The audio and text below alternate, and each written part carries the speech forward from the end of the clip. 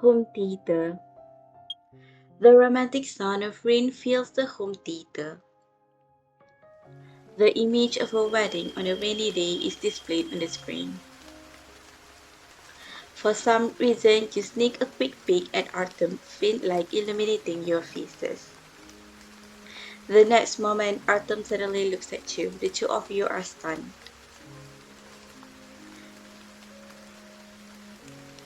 Surprised, Artem slowly turns his head. You gaze at each other, eyes meeting. Without saying a word, you and Artem seem to understand what each other is feeling at this moment.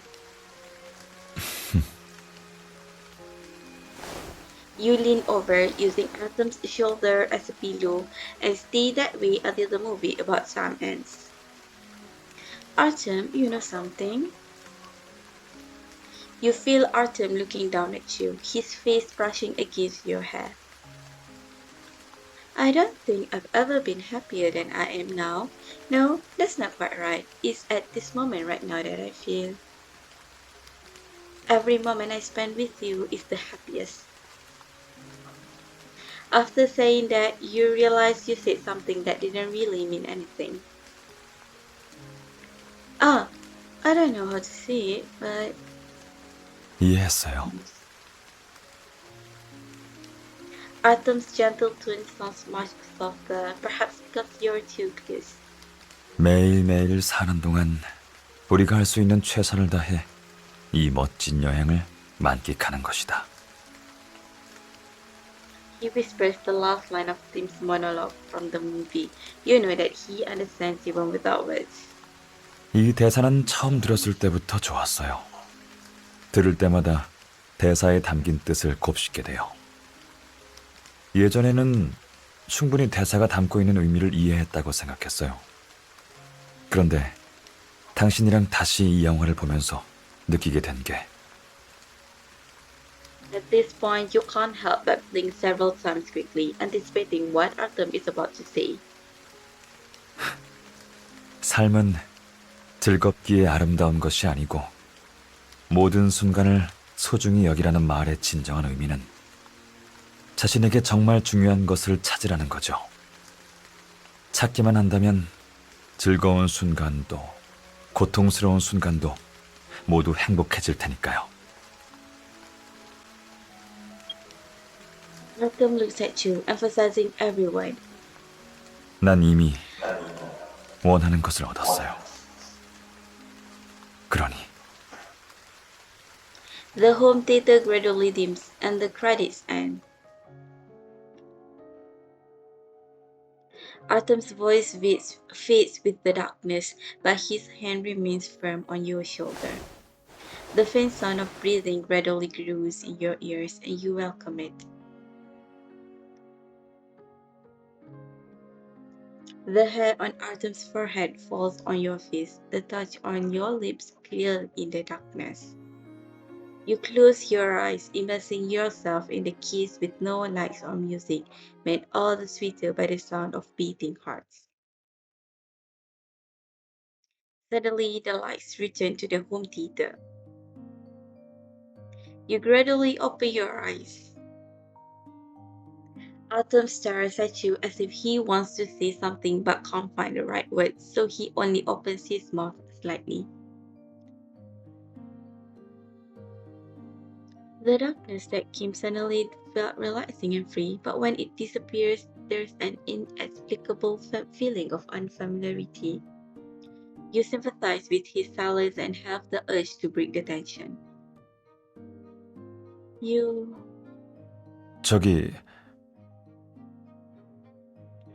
and Artem speak up almost at the same time but burst out laughing while looking at each other. 당신이 먼저 말해요. I was just gonna say, remember to put the Blu-ray disc back. 그래야겠네요. With that said, Artem doesn't stand up immediately. He stares at you for a few seconds before finally standing up as if realizing something. 내가 정리할게요. I'll do it with you.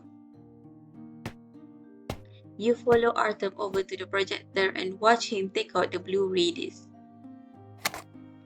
But somehow Artem's hand shakes for a moment, dropping the Blu-ray disc. Let me.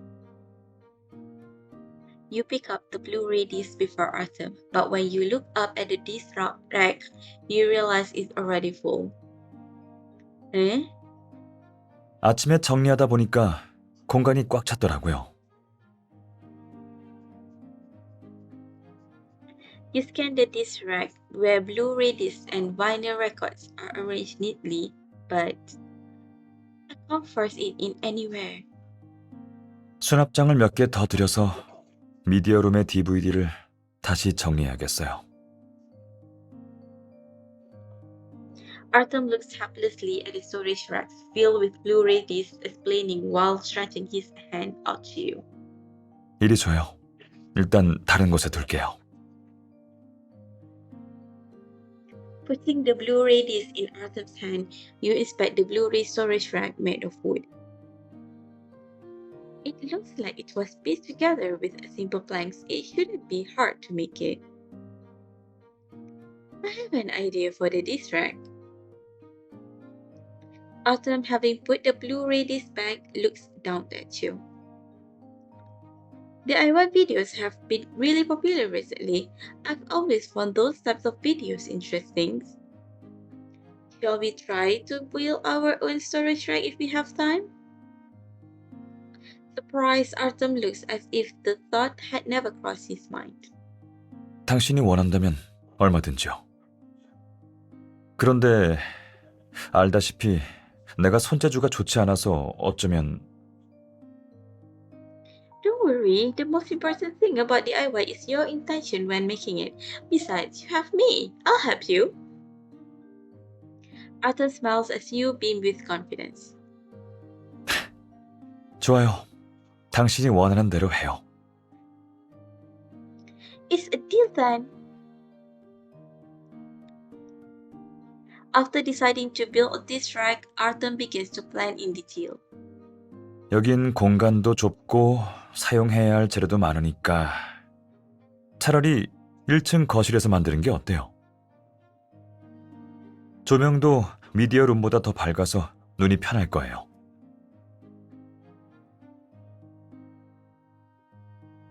Makes sense. That saves us the trouble of carrying the materials up and down.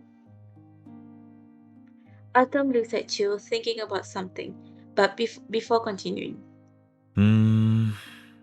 그리고 적당한 높이의 임시 작업대를 하나 사야겠어요. 평소엔 치워두면 되니까 공간을 너무 차지하지도 않을 거예요. As suspected of Artem, he's always one step ahead. Now that the location is set next, we can come up with our own design. That way it will give us more freedom of choice. What do you have in mind for the design? 당신은요? 나는 당신의 생각이 더 궁금해요.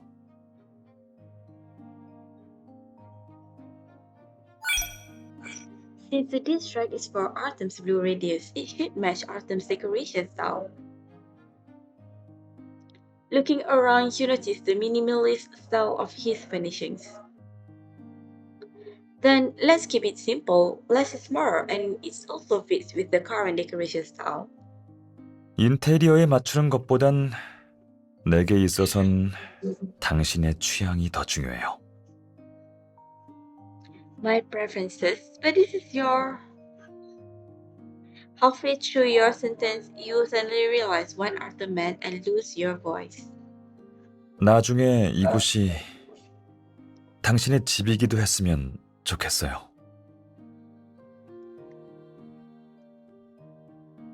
Artem waits patiently for your response. Saying this, you are embarrassed to express your opinion.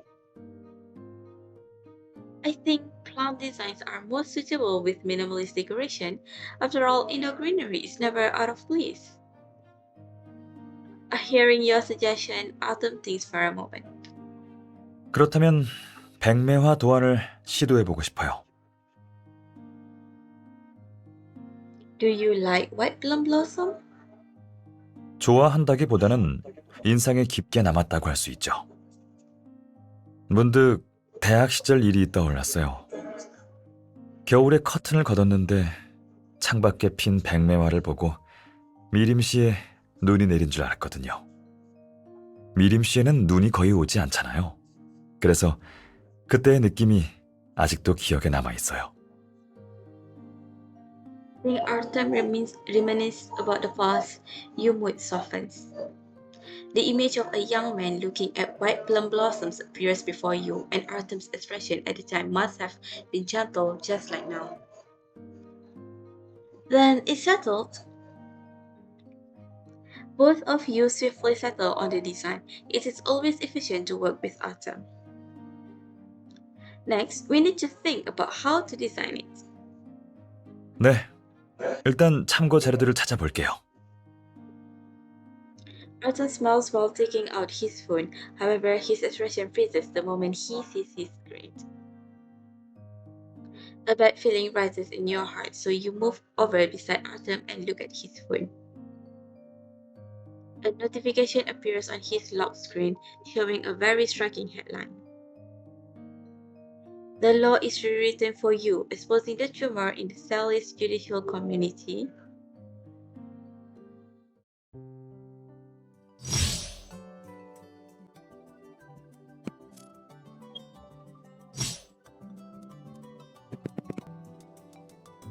Artem's residence first floor. Realizing the complexity of the matter, you and Artem head to the living room and project the article on the screen.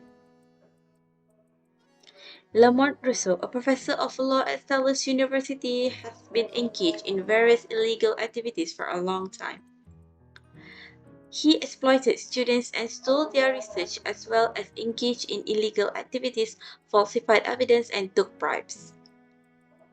The more you read the article, the more you are surprised not only by the outrageous behavior mentioned in the article, but also by the fact that Professor Rousseau taught me criminal law. Looking at Artem with your mouth wide open in shock, you notice him frowning, looking at the screen with a serious expression. Artem? Professor Rousseau has taught criminal law at Stellis University for a long time. He was my criminal law professor when I was an undergraduate too. Alright, Artem isn't that much older than me, so it's no wonder that Professor Rousseau taught both of us. Artem has always had great respect for his professors. He must be concerned to see a former professor involved in a scandal.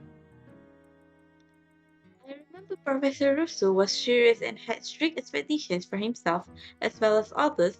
What was your impression of him? Professor Rousseau studied criminal law for many years, so he's knowledgeable, but I can't attest to his personal morals. You and Artem carefully read the article, which has already been circulated like crazy in the Stellis judicial community. The article begins with various chat logs, showing a student writing a research report for Professor Rousseau.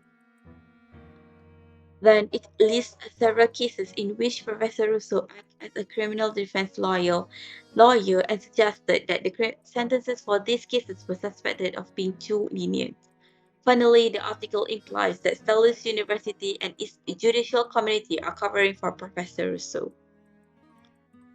The article, while convincing, does not provide valid direct evidence, which means there is a need for a thorough investigation to uncover the truth. Given the sensitivity and risk for the topic, Stellis University must have already launched an investigation. In the middle of the discussion, your phone, which was on the table, suddenly vibrates.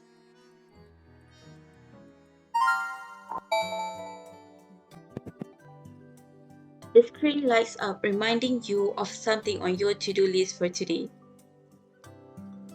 It seems I need to make a trip to Stellis University today. What for? I borrowed 2 law books from your mother. Today's the day I'm supposed to return them. You look at the time. If you leave now, you can buy ingredients for lunch on the way home. I'm gonna head out now. Message me with what ingredients you're missing for lunch, if any. I'll buy them on my way home. Artem looks at the stack of papers on the table, then he stands up and puts on his suit jacket.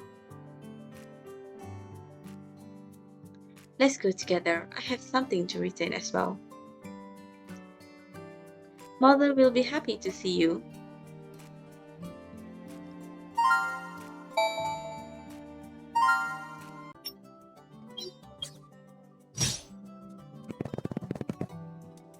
After parking the car, Artem takes the books in your hands and walks with you. Passing by the subway near the university, you notice something unusual. People walk back and forth looking at the flyers in their hands with serious expressions. Is there something special happening today? I'll go get a flyer. As a rule of thumb, flyers pass out so wantonly must originate from a single place. I'll go with you.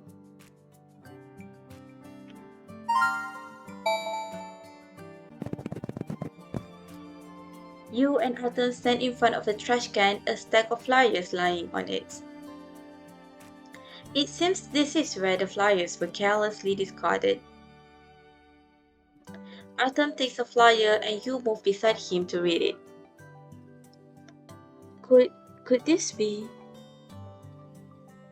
It's the same article we read, but formatted in a different way. You look up at the passerby with flyers, most of them dressed as students. I think they're all students of Stellis University. Posting an article online and distributing flyers at Stellis University.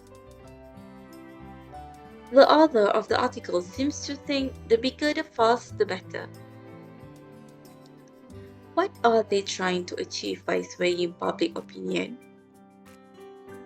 Perhaps they just need this much public attention. Artem's grip tightens on the flyer, his expression looking gloomier. What's on your mind? It's just a baseless hypothesis, maybe Professor Rousseau. There is a chilling possibility lurking in Artem's voice that you can't bear to contemplate. Let's ask Auntie when we see her. Maybe she knows something. Yes.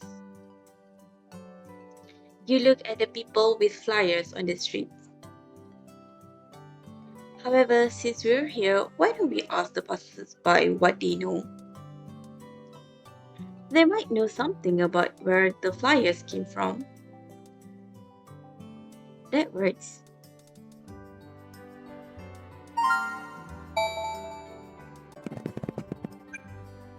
You walk over to a young man who is staring intently at a flyer.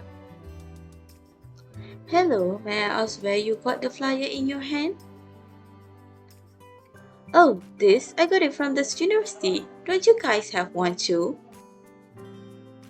Are you a student at Stellis University? Yeah, I grabbed one of the flyers in the cafeteria and ended up taking it with me. He stares at the flyer in Artem's hand as if finding an ally and moves closer. I think there's a good chance it's true. The author probably felt like they had no other choice. After all, nothing good comes out of reporting a professor. Nobody would risk going to jail over a rumor. Do the other students around you also see it that way? Yes, my classmates are all posting it online, demanding the school give an explanation to the student in the article. With that said, he looks at the time on his phone. I need to catch the subway, got to go. Wait, do you know the student in the article who was exploited? I don't know, I'm not a law student. I see, thank you, you better go then. It seems Artem is concerned about this. Do you know any of Professor Rousseau's students? Artem folds the flyer as it starts to rustle from the wind, his eyes growing serious. I know of one. Hopefully. Artem's eye looks gloomy, like the bottom of a dark lid, and the complex emotion in his eyes are hard to decipher. A former professor versus a student he knows. Hopefully, these are just rumors. Having said that, your heart feels uneasy. Without showing any other emotion, Artem walks with you in silence toward the entrance of Stellis University.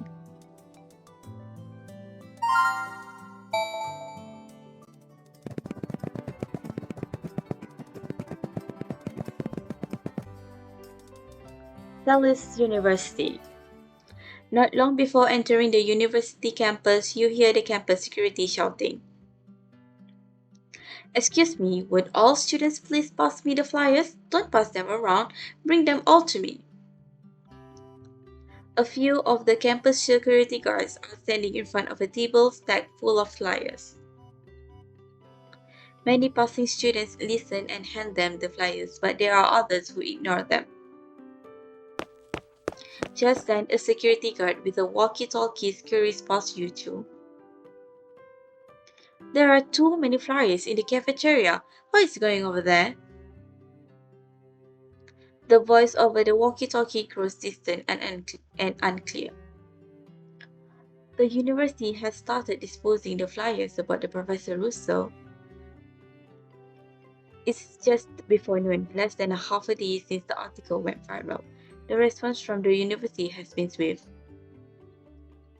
You look around at the chaos, tugging at Artem's sleeve to pull him closer. "Looks like the university has countermeasures in place. I believe your mother should know something about this." "Let's try asking her when I return the books." Taking your hand, Artem nods as he shields you behind him, leading you through the chaotic campus. You hear the noises of people around you with a familiar name thrown in from time to time.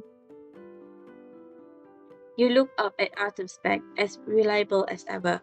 Your uneasiness subsides, allowing him to take the lead. Corridor.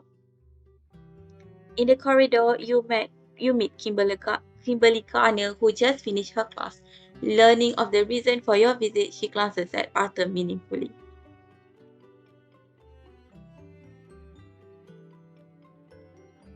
For some reason, the mother and the son fall into an eerie silence. You hold the books up.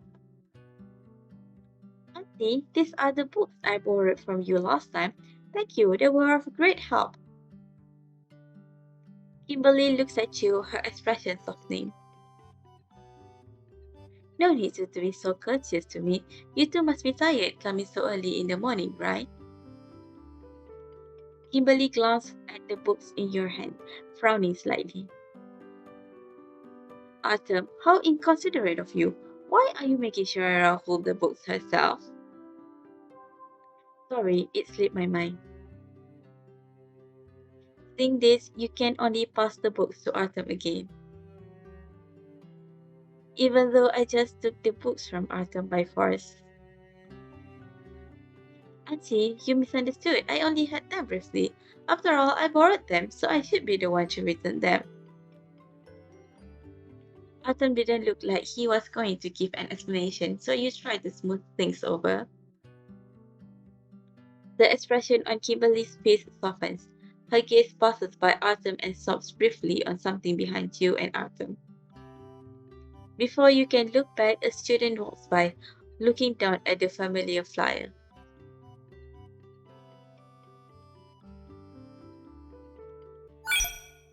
"Auntie, do you know what happened with Professor Rousseau?" "Do you mean the article where Professor Rousseau is accused of violating ethics and engaging in illegal activities?" "Yes, we saw the flyers on our way here. Do you know anything about it?" "I'm sorry to disappoint. Professor Rousseau and I have been colleagues for many years, but he is not much of a conversationalist and is busy most of the time. I'm afraid I don't know him very well."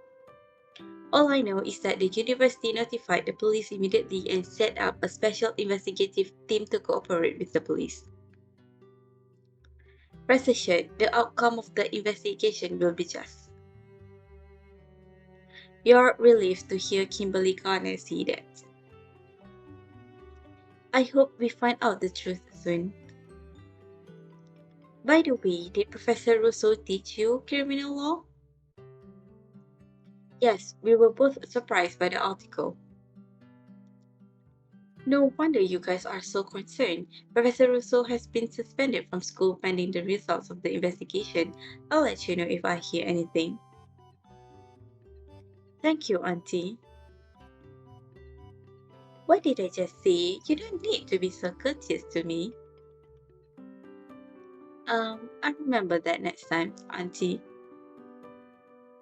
Perhaps saying that you didn't know how to deal with elders, Artem suddenly take the books from you and hands them to his mother.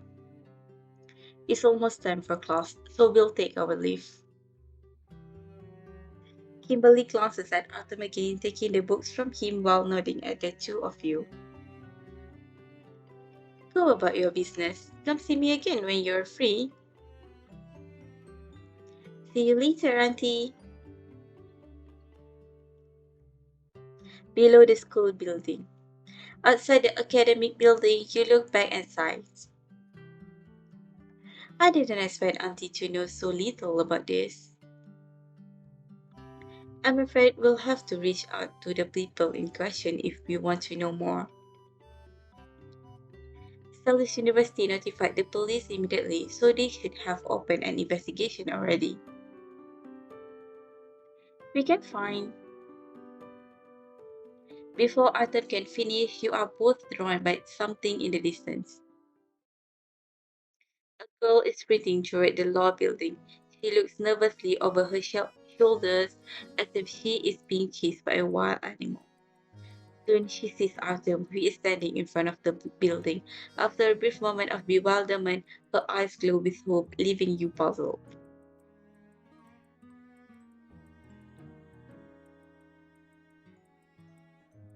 The girl quickly makes her way over to you and Artem, still panting from all the running.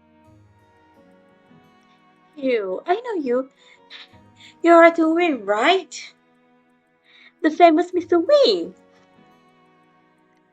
Faced with the sudden development, you and Artem look at each other suspiciously. You can see the same blank look in his eyes.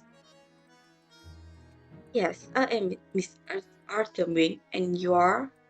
Mr. Wing, I want to hire you as my attorney. Please help me. I know hiring an attorney is expensive. Money isn't a problem. Calm down. What happened? Almost immediately after you speak, you hear the voice of a man panting with every breath. Fiona, don't be scared. We're just trying to understand the situation.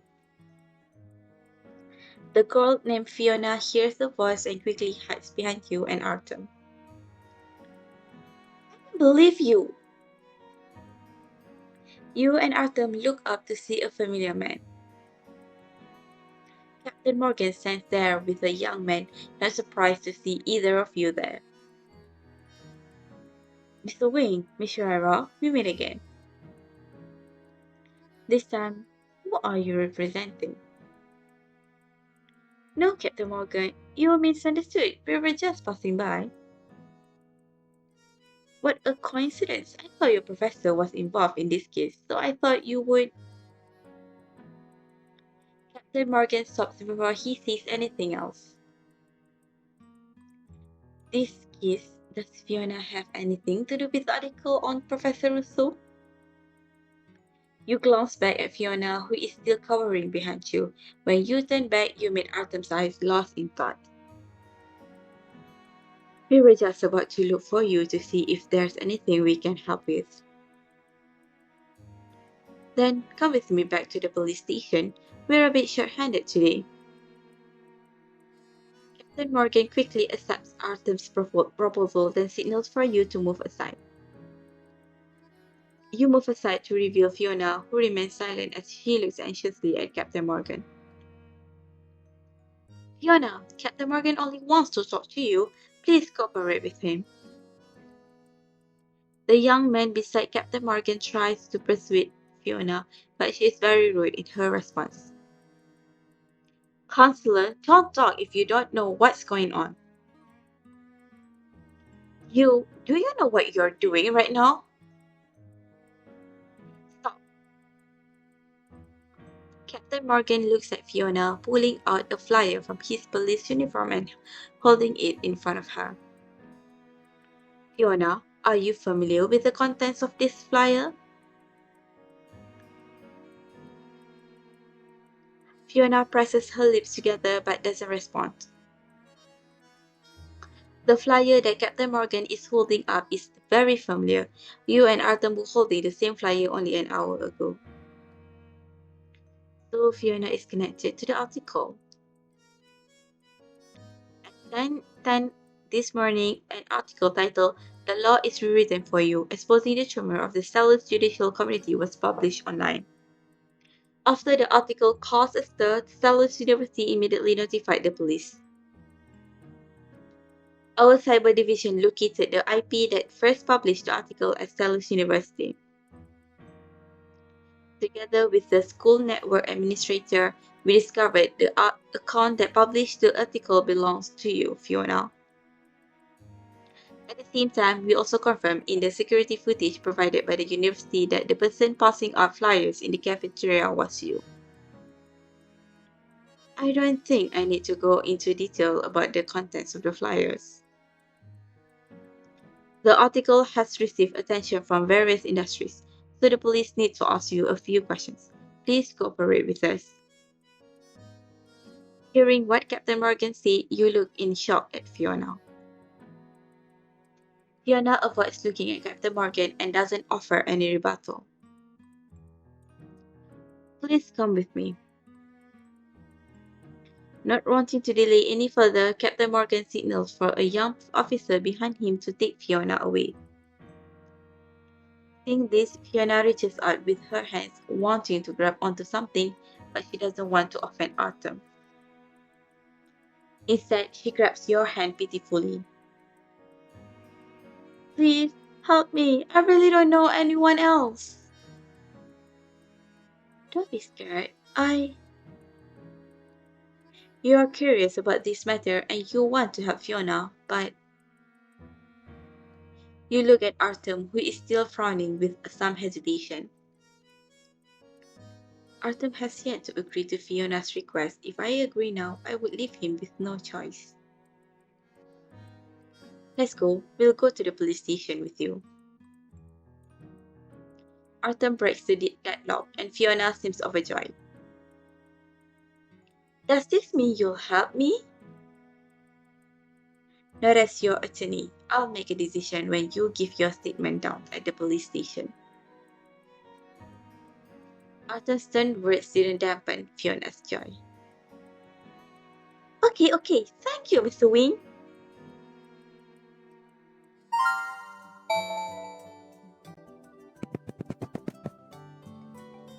Artem's car. You and Artem drive over to the police station. You rub your empty stomach. It will have to eat. Are you hungry? Here, eat this first. Artem hands you a well-made onigiri, which he had made himself. You take it, realizing that the onigiri is still warm. When did you? I left the house this morning with a few simple meals stored in the car refrigerator, and I took them out when I parked. The temperature should be just right, and here's some water. The onigiri is dry, so be careful not to choke. You taste the onigiri and wash it down with the water Artem gave you. The delicious onigiri rescues you from hunger. You feel much better. It's my favorite flavor. I can't believe how prepared are you. I'm glad you like it, but it's just something to tide you over. We'll go eat after the police takes Fiona's statement.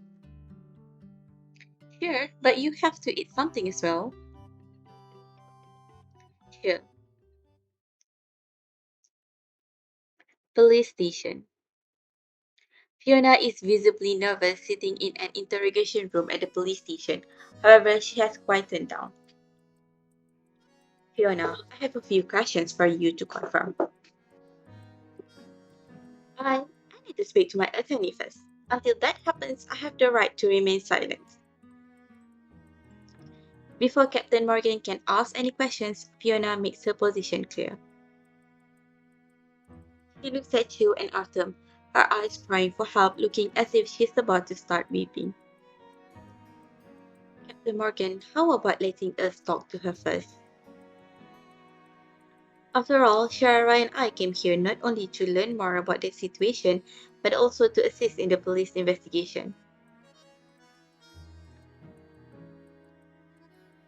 Captain Morgan glances at you and Artem. He is silent for a moment before nodding. With your expertise, yes, I can trust you too. I'll give you guys a shot. Watching Captain Morgan close the door to the interrogation room, Fiona immediately looks to Artem. It looks like he has a lot to say but doesn't have the courage to do so. You smile amusingly at Artem, who looks back at you helplessly. Don't be scared. This is the normal process. Do you want to collect yourself before we speak? No, I'm fine. I can talk now. Today, my mind's in a bit of mess right now. Can you ask the questions and I'll just answer them?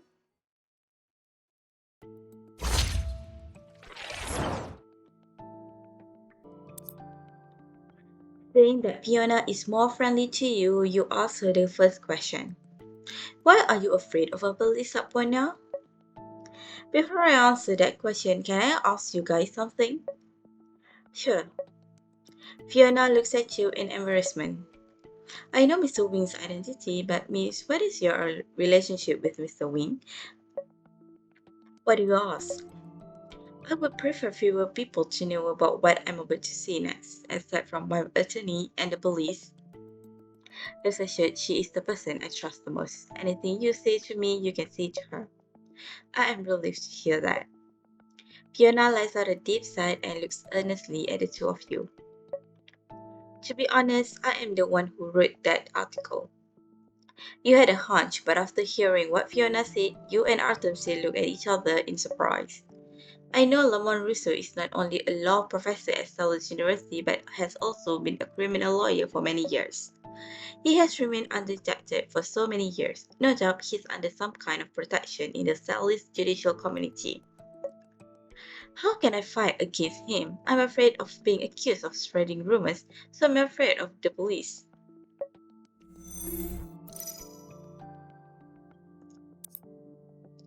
Since you're the author of the article, everything you wrote comes from a personal experience. I wrote it, but it's not about me. It's about my boyfriend, Ronan. He notices Artem frown sharply. His fingers on the table tense up, trying to calm down, before straightening his tie casually. Does Artem know Ronan? Fiona doesn't notice Artem behaving abnormally and continues. Ronan is Lamont Russo's favorite student. I thought they had a strong relationship with each other, but everything written in the article about what he did to Ronan is just the tip of the iceberg. It wasn't something as simple as stealing Ronan's research. He, Fiona's voice starts trembling. He also coerced Ronan to commit a crime. The interrogation room falls silent. Artem still had a hand on his thigh, forgetting to put it down. He noticed Artem is in a daze, forgetting to respond. He promptly returns to his senses and leans forward to look at Fiona solemnly. Artem does his best to hide his emotions, but you read a hint of earnestness in his expression. How do you know about this? Ronan got drunk one day and told me himself. Did Ronan provide you with the chat logs and proof used in the article? No, Ronan doesn't know anything about that. I secretly downloaded his chat logs with Lamont Rousseau and uncovered the truth little by little. I'm not a law student, so it took me a long time to sort out the article.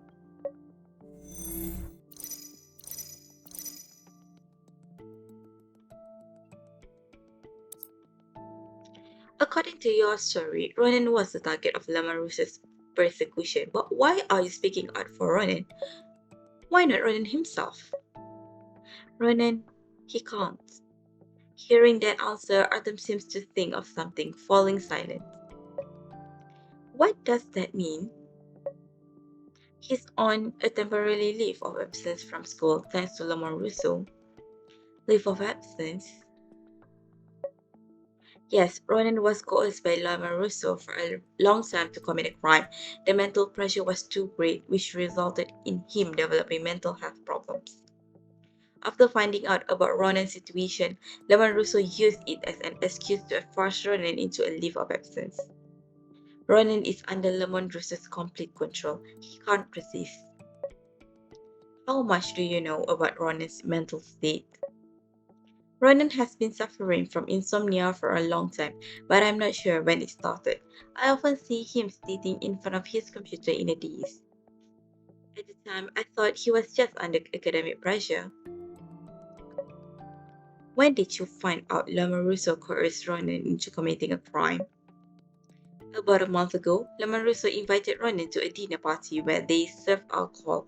He knew that Ronan was on medication and couldn't drink.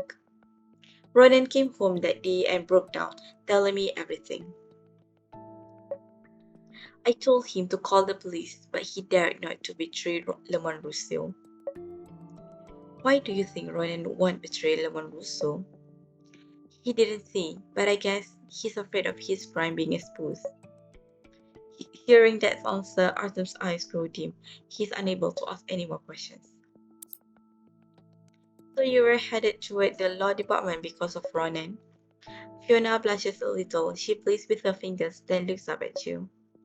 I'm not a law student, and I don't know any attorneys. I didn't know what to do. But Ron is a law student, and I got to know a few teachers through him. I thought I asked one of the teachers for help. Who would you have asked if we didn't come along? I don't know who is here. I only know which classrooms the law students usually take their classes in, and thought I'd try my luck. I see. Good things you guys came along.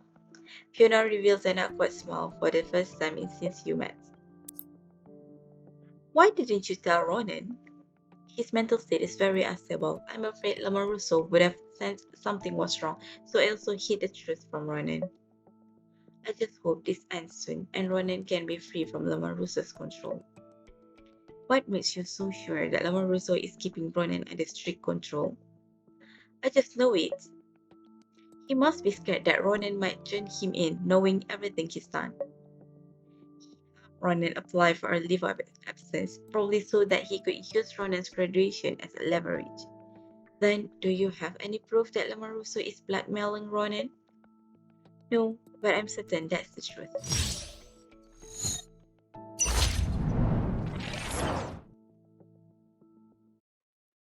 Fiona knows what she just said wasn't convincing, pleading with her eyes.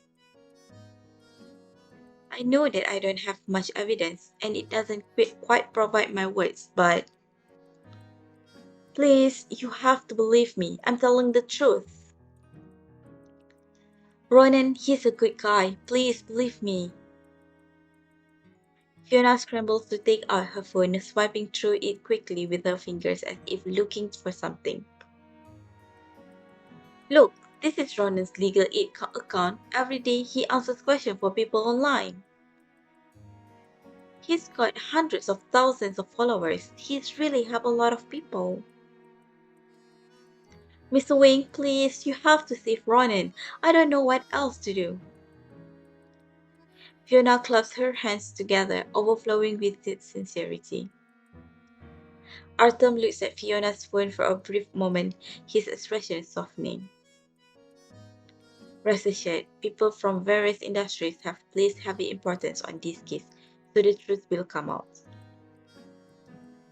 Besides, you can choose to trust the police. If there's at least one person who can help you, it's the police. Fiona did not seem relieved to hear Artem's words. Instead, there is despair in her eyes. Mr. Wing, are you not accepting my case? You look at Artem, still stunned, and Fiona in despair. You explain hastily. Fiona, that's not what he means. He just wants to put your mind at ease. So, Mr. Wing accepts my case? Artem doesn't immediately respond to Fiona, but instead brings up another detail. You say you're not a law student and you don't know any attorneys, so how do you know about me? Because of Ronan, he looks up to you. He always said that he wanted to strive to become more like Artem. I think whoever Ronan looks up to must be a good person. Artem listens to Fiona, not surprised by what she said. It seems Artem had guessed that Fiona heard about him from Ronan. And judging by Artem's strange behavior just now, he seems very concerned about Ronan. If all goes well, Artem looks at Fiona, still uneasy and full of anticipation, but he doesn't let her simmer for too long. I'll accept your case. Fiona lets out a long sigh, finally looking relieved. Thank you, Mr. Wing. Thank you, guys. I'm so fortunate to have met you today. We now have a good understanding of the situation. The police will talk to you, but don't worry. Don't be scared. We'll be with you when the police ask you questions. Okay, sure. Artem gets up to leave the room. Shortly after, he re-emerges with Captain Morgan and Fiona's interrogation officially begins. After the interrogation ends, the police brings up a new request. The police need Fiona to continue cooperating with them to investigate the cases of alleged sentence misconduct described in the article. Since Fiona can't get away from the investigation for now, Captain Morgan sees you and Artem off. Don't worry, I'll have someone send Fiona back to the university afterward. With that said, Captain Morgan takes a look at Artem, thinking about something. I heard from Fiona that you finally accepted the case. Why so sudden? No reason. I just wanted to do something for her. Seeing that Artem doesn't want to say much more, Captain Morgan pats Artem understandingly on the shoulder. That's it? But when we questioned Fiona earlier, it didn't seem like Artem just wanted to do something. Why would Artem hide it? As you ponder over the questions, Artem arranges the investigation plan. Captain Morgan, do you know the situation between Lamar Russo and Ronan? Now that you're involved in the investigation, I can update you on their situation. The situation with Ronan still needs to be investigated, but Lamar Russo came by the police station today. He alleged that Fiona's article severely damaged his reputation, though the matter has not been settled. Stellis University is taking this case seriously and has suspended him pending the outcome of the investigation. I understand. Today, Shirara and I will conduct a preliminary investigation into Ronan and Lamar Russo. Okay, keep me posted.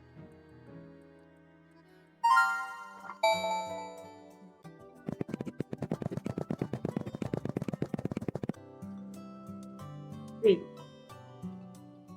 Captain Morgan accompanies you two out of the police station. Back outside, you notice the sun shining brightly during the hottest part of the day. Artem blocks the sun by placing his hand on your forehead, signaling for you to get in the car quickly. But rather than the piercing sunlight, you are more concerned about. When Captain Morgan asked why you took the case, did you not want to tell him the real reason? I noticed your concern for Ronan when Fiona was talking about him, but I did want to keep it to myself. Is there a specific reason why? It's not something to hide from you. I just think it would be hard to explain the long history between Rousseau and Ronan to Captain Morgan. And with the amount of uncertainty in this case, I can't take a stand without careful consideration. If you want to know, I can tell you all about it now. Artem's pupil seems crystal clear in the sunlight, almost like looking at the bottom of a clear pool. You calm down and offer a suggestion to Artem. The sun is out in full force right now. How about we find a place to eat? We can take a break and go over the case progress, then continue the investigation after. Sure. Let's find a place to sit and I'll tell you everything. Restaurant. The restaurant is cozy with soothing music, which puts people at ease. The delicious smell of food puts your mind at ease, making you want to pour out all your doubts. Your chopsticks stop in place and Artem immediately looks at you with concern. Now, can you tell me what happened in the past? Ronan, do you know him? Yes, I met him in a collaborative law enforcement project in Stellis. Ronan left a strong impression on me. He was an excellent law student. He reminded me a lot of my past. Ronan actually reminded Artem of his past. So this collaborative law enforcement project was what you were telling Captain Morgan about? Not entirely. Artem reminisced about the past. The reason I met Ronan in the collaborative law enforcement project was because of Rousseau's past respect for Ronan. A strict but meticulous professor and a sharp but respectful student, they were admired by many others. But times have changed. Artem doesn't say it more, but you can still feel his regret. Rousseau and Ronan's model behavior doesn't seem to be false. However, according to Fiona, Rousseau must have exploited Ronan early on. It's difficult for outsiders to discern how much of their relationship was true and how much was fake. That may be, but I do remember something about Rousseau. Artem looks at you with a slight look of disappointment. We were both taught criminal law by Professor Rousseau, so you must know that there is a tradition in his class. Your memory unfolds slowly with Artem's spread as the details gradually become clear. I remember Professor Rousseau would always talk about the origin of attorneys in the first class. He said it began from people who understand the law and are willing to help others. Hearing your story, Artem looks at you tenderly as if he and you had recalled the same scene. An attorney is someone who helps others. Yes, that's it. When I heard it, I was very moved and thought that attorneys are both ordinary and extraordinary at the same time. I didn't expect to be reminded of that today. Thinking about what happened between Rousseau and Ronan, you sighed. You reached out your hand and placed it on top of Artem's hand, comforting him.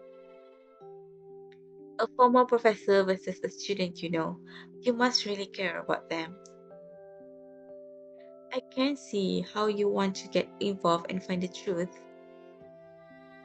Artem takes your hand, the usual warmth in his palm. Maybe some things can't be undone, but I really want to help them. Even if in the end, all I found out is the ugly truth, it's just as well. That's the worst possible scenario for Artem. No, and even if it came to that, There must be something we can do. After all, fate is uncertain. Hearing that, Artem looks up at you from your clasped hand, a gentle look in his eyes. Yes, you're right. With that said, he looks down and kisses your knuckles. Good thing I have you. After lunch, you and Artem sort through the case progress. Fiona accused Professor Lomaruso of exploiting Ronan, coercing him into committing a crime, and controlling Ronan when those actions caused him to develop mental problems. She took parts of Ronan's chat logs with Professor Russo, combined them with her understanding, and wrote the article before spreading it online. However, Professor Russo believes Fiona has damaged his reputation and demanded a thorough investigation into the matter. Currently, Ronan, the key person in this incident, has not revealed himself. It seems that we still need to find Professor Russo and Ronan to understand the truth behind this incident. Professor Russo resides in South Stellis, which is closer to us. Let's go find him first.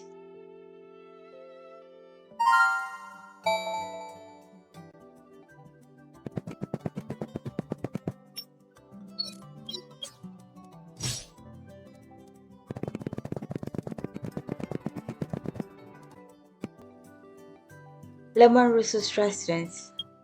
On the way there, Artem informs Lamar Russo of your visit and he responds kindly. You feel somewhat strange about seeing a former professor. It's been years, but I still remember you, Artem. Professor Russo turns his head looking at you. And she's my fiancée, Sharara, and one of your former students. Hello, Professor Russo. You taught us both criminal law. Lamar Russo reveals a look of surprise, but that quickly fades. Fiancé, it was fate that I thought you would. Captain Morgan has briefed me on your visit. I hear you're defending the person who spread the rumors. There is a smile on Professor Russo's face, but his words are far from kind. We accepted Fiona's case, but attorneys always define the truth. Don't be nervous. There's nothing bad about defending a criminal. After all, I am a criminal lawyer myself. Our job as attorneys is to help people, no matter who they are. I believe I taught you that. Professor Russo describes the case as a defamation case against him. Hearing Professor Russo's meaningful words, Artem's expression remains unchanged. We're here to investigate the authenticity of the article and would like to ask for your cooperation. As it should be. On the way, I'll tell you everything I know.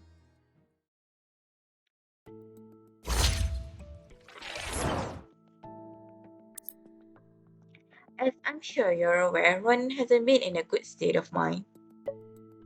How much do you know about that situation? Yes, I know about that. Ronan got good grades. He is smart, honest, and kind. I like him very much. But criminal lawyers are under more pressure than most people can imagine. What a pity. It almost sounds like Professor Russo said something, but not substantial.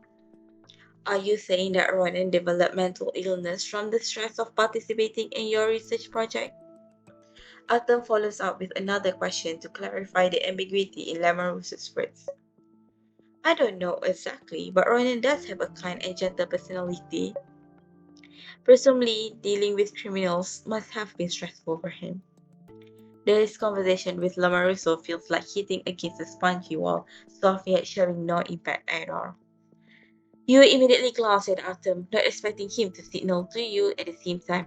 You close your eyes slightly to acknowledge his signal.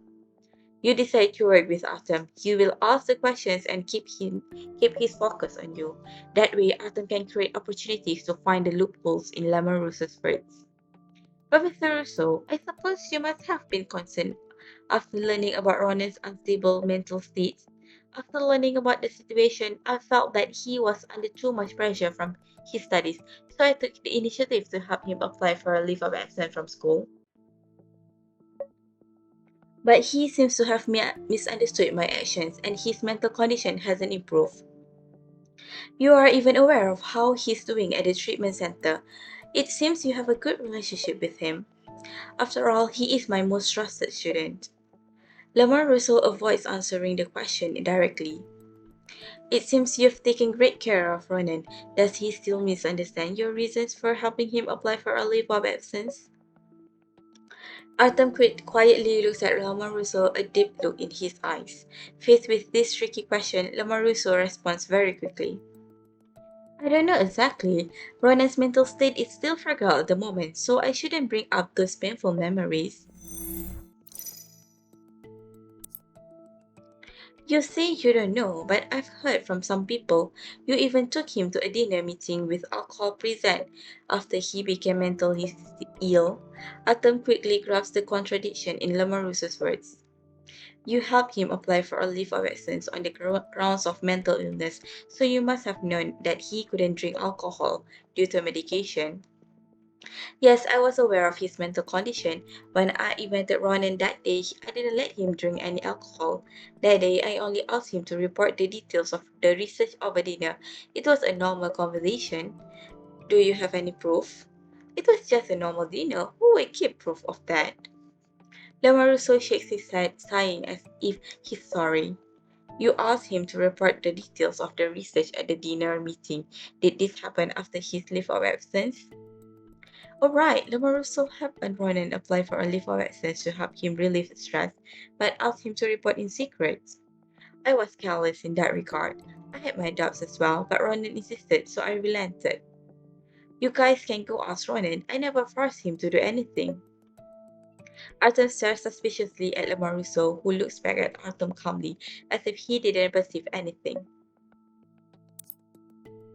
Professor Russo, I believe you have already read the article, so I'll get straight to the point. Is it true that you exploited your students and stole their research? Professor Lamar looks calm as if he expected the question. I didn't think a normal classroom activity would be twisted like this. I read the article and the so-called chat logs between me and a student named Ronan. I thought he had a talent for becoming a criminal lawyer and he also showed interest, so I brought him into my research project. As for the research Ronan was in charge of, it was all of his own violation, so I didn't force him or hold his grades hostage. I have the complete chat logs to prove it, and you're free to take them. My conscience is clear.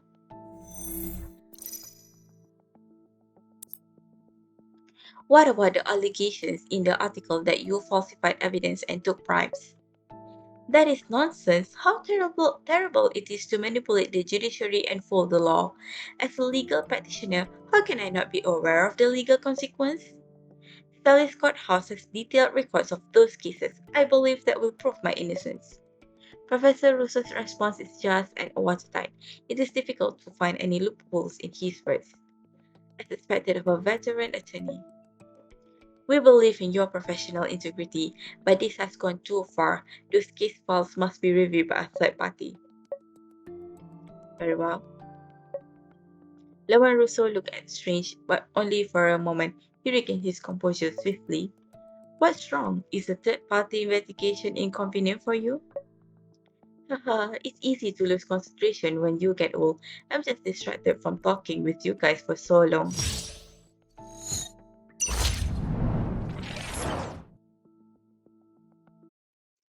It is obvious from Lamarusso's words that he wants to get rid of you and Artem as soon as possible. Knowing this, Artem does not push it. Thank you for your cooperation. Professor Russo shakes hands with Artem. At this moment, he suddenly speaks. I trust in the relationship between Ronan and me. He would never do that. Maybe there's been some misunderstanding.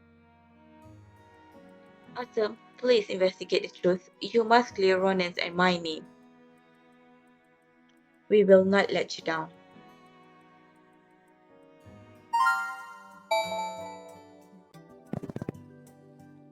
outside Lama Russo's neighborhood. After departing from Professor Russo's home, you let out a long sigh and look at Artem. Who do you think is closer to the truth, Professor Russo or Ronan? Professor Russo is experienced. You know that by saying that Artem must have noticed something off about Professor Russo. What did you notice? Professor Russo has impeccable logic and answers tough questions without mistakes. But he never answers questions of factual contradictions. It will be hard to get anything out of him without proof. And Professor Russo was calm and collected the whole time, which is the most unnatural thing. If the teacher-student relationship with Ronan was as close as he claimed, there is a slight pause in Artem's voice, but you already know what he wants to say. Professor Russo didn't display emotions like anger or disappointment, not even worry. You look at Artem and notice he looking back in the direction of Lemon Russo's compound. His eyes are inexplicably calm, which is quite unnerving. That's quite the expression. Are you okay? Artem comes back to his senses and smiles at you, running his hand through your hair. Yes, I was just overwhelmed with emotions. Are you really okay? I thought you would be upset to see Professor Russo like this. Because for a moment, even I felt upset. But don't keep it bottled up. I can comfort you if you need to, so you have to tell me. You jerk Artem's hand from your head and clasp it in your hands, worried. Seeing this, Artem moves closer and gives you a warm hug. Your tangled mind is instantly soothed by this simple action. Artem, Professor Russo's change gives me a bad feeling, but that doesn't matter for now. As you said, fate is uncertain. Neither of us should feel discouraged until all the facts are known. Right? I was trying to comfort Artem, but he ended up comforting me. Yes, let's pull ourselves together and go find Ronan. Fiona gave me the address of the treatment center where he's receiving treatment.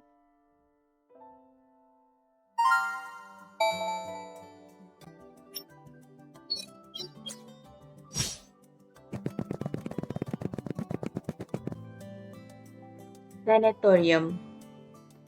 With the information provided by Fiona, you and Artem quickly find the treatment center where Ronan is staying. After knocking on the door, you hear a gentle voice.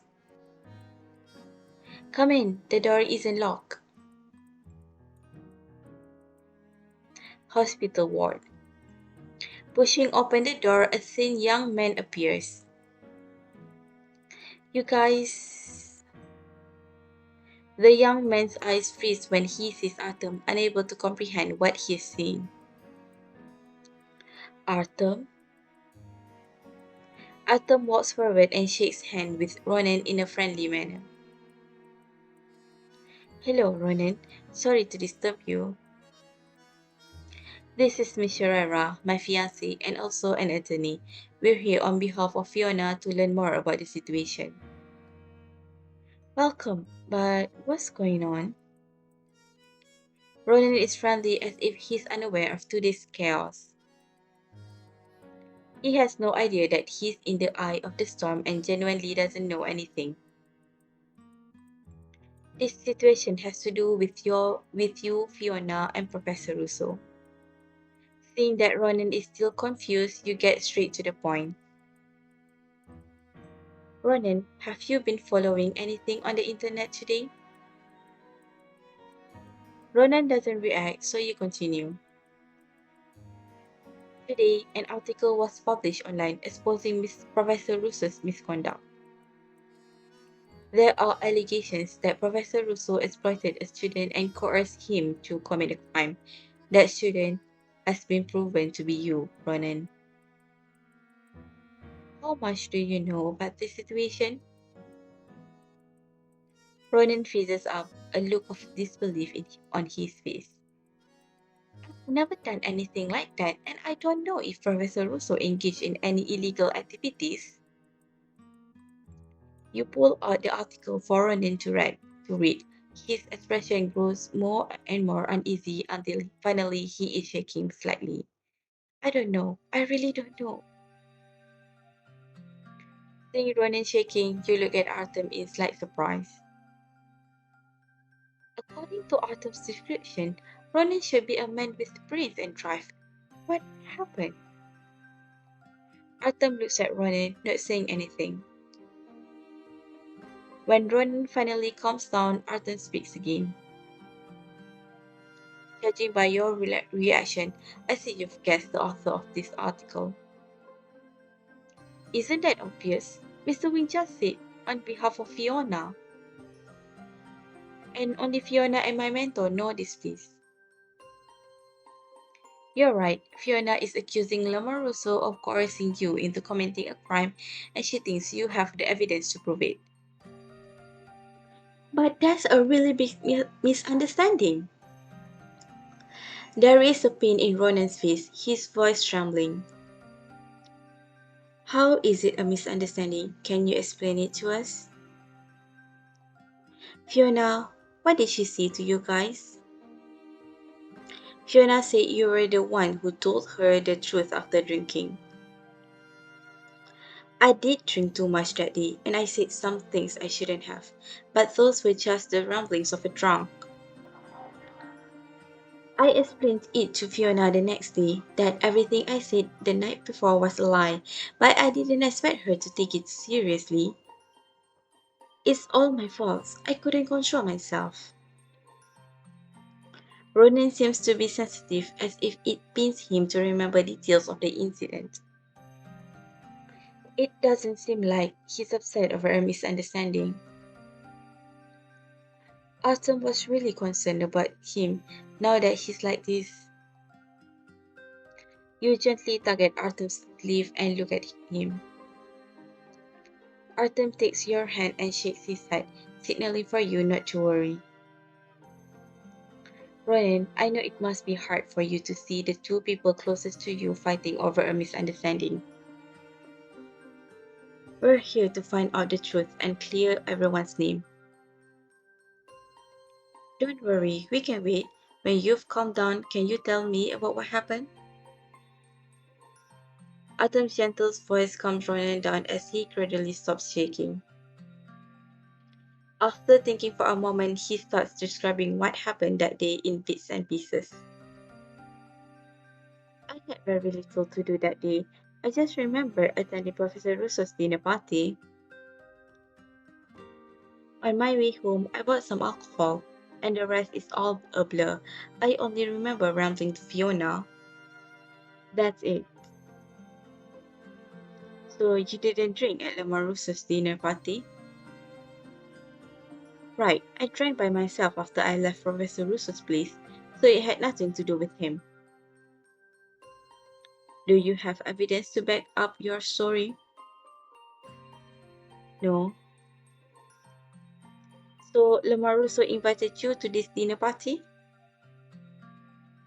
No, I was the one who asked if I could attend. I know my part in the research project was very important to Professor Russo. I didn't want my special circumstances to affect him. Ronan responded very quickly this time, almost without thinking.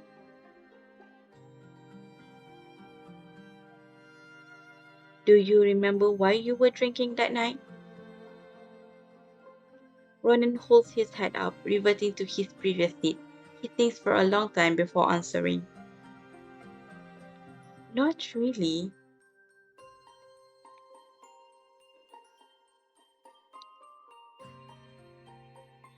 Do you mind telling us about your mental state? Ronan nods with a bitter smile.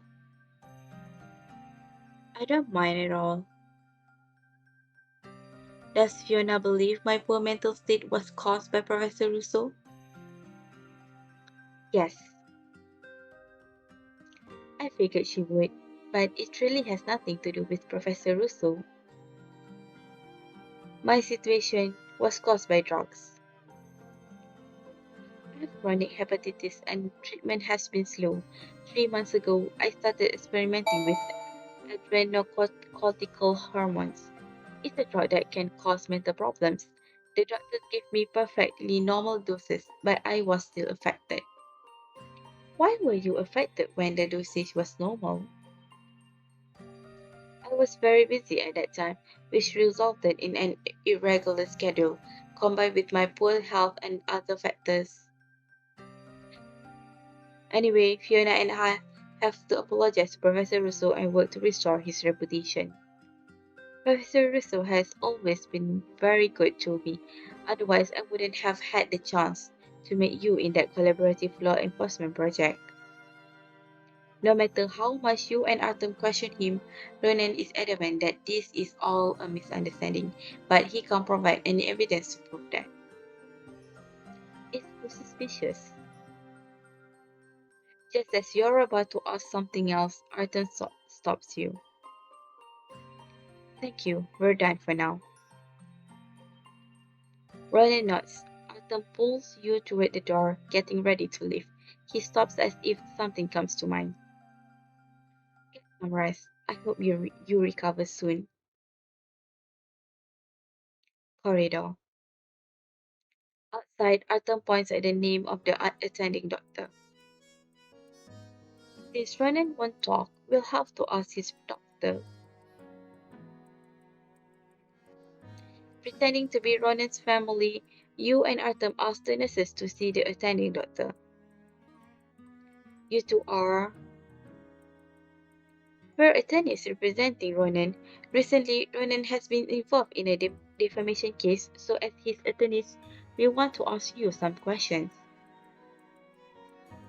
Okay, go ahead. Do you know the cause of Ronan's recent mental problems? Yes, his mental problems stems from physiological causes precipitated by the side effects of drugs. So are his mental problems unrelated to his emotional state? Not necessarily. Any mental problems are closely related to emotions.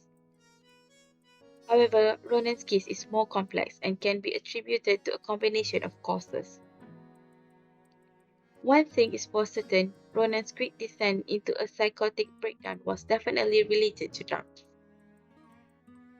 Okay, thank you. Watching the doctor leave, you sighed. Ronan, it's a little different from how I imagined. You said he reminded you of your former self. I thought he would I thought he would be as gentle and determined as Artem, but that's not the case at all. With a complicated expression, Artem looks back in the direction of Ronan's room. Before coming here, I knew he had gone through a lot, but I didn't think he would turn into the frightened bird he is now. What do you think changed, Ronan? Drugs? Drugs may alter a person's state of mind, but they can't erase his past. There must be more complex reasons for Ronan's changes that we're unaware of. We need more evidence of Ronan's condition. You look up at Artem, his figure still firm and reliable, as if he will never get hurt. But it only seems that way. Artem is very concerned about Ronan. Ever since we left Lamarusso's place, he already had a bad feeling. Now, it seems that bad feeling has been confirmed. With how the situation is developing, it's like a boulder rolling down a hill, getting faster and harder to stop. You can't help but move over to Artem, checking to see if he's okay. I suspect that his eyes are ice cold. He is deeply immersed in his own thoughts that he doesn't notice your presence there. You You push Artem against the wall, pulling him from his thoughts. Artem, don't worry too much. There is still a lot we needed to figure out about Ronan. Maybe we haven't even seen his true self. Everything still has to be investigated. So don't be too upset. Hearing that, Artem lets out a comforting smile. He flicks the strands of hair at the side of your face behind your ear and pinches your earlobe. Perhaps I overreacted because this reunion with an acquaintance wasn't what I had in mind. But you can rest assured that I won't take on everything alone. It's something that you taught me a long time ago. With you by my side, I won't be defeated by negative emotions.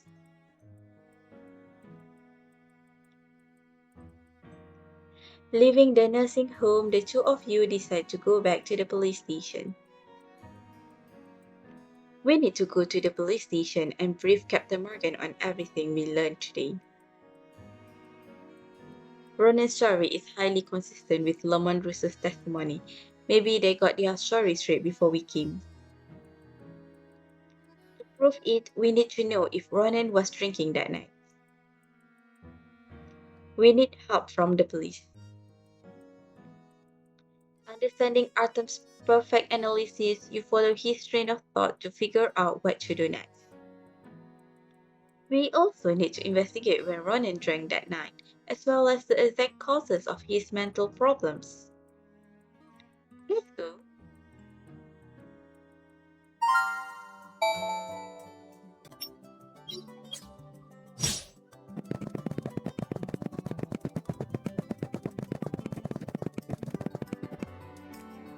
Back at the police station, Captain Morgan is looking at something with the help of a projector.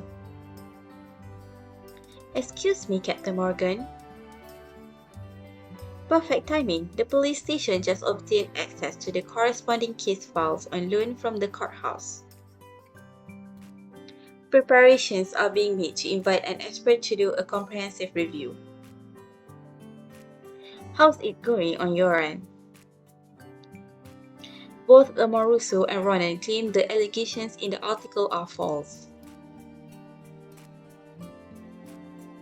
You and Artem brief Captain Morgan on everything that happened today with the investigation. Captain Morgan listens intently, then nods. I see. Let me know if there's anything I can do to help. We need your help to investigate these two testimonies, Captain Morgan. Artem passes the recorded testimonies of Lamar Russo and Ronan to Captain Morgan. I'll get right on it.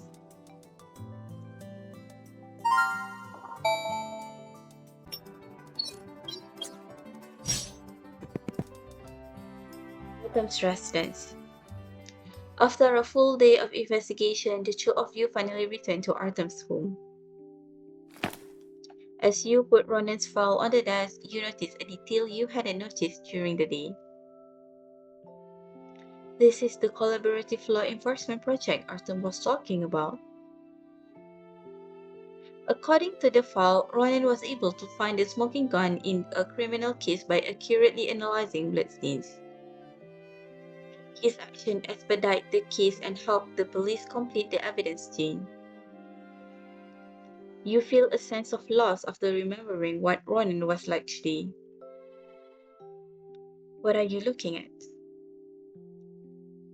Information on Ronan.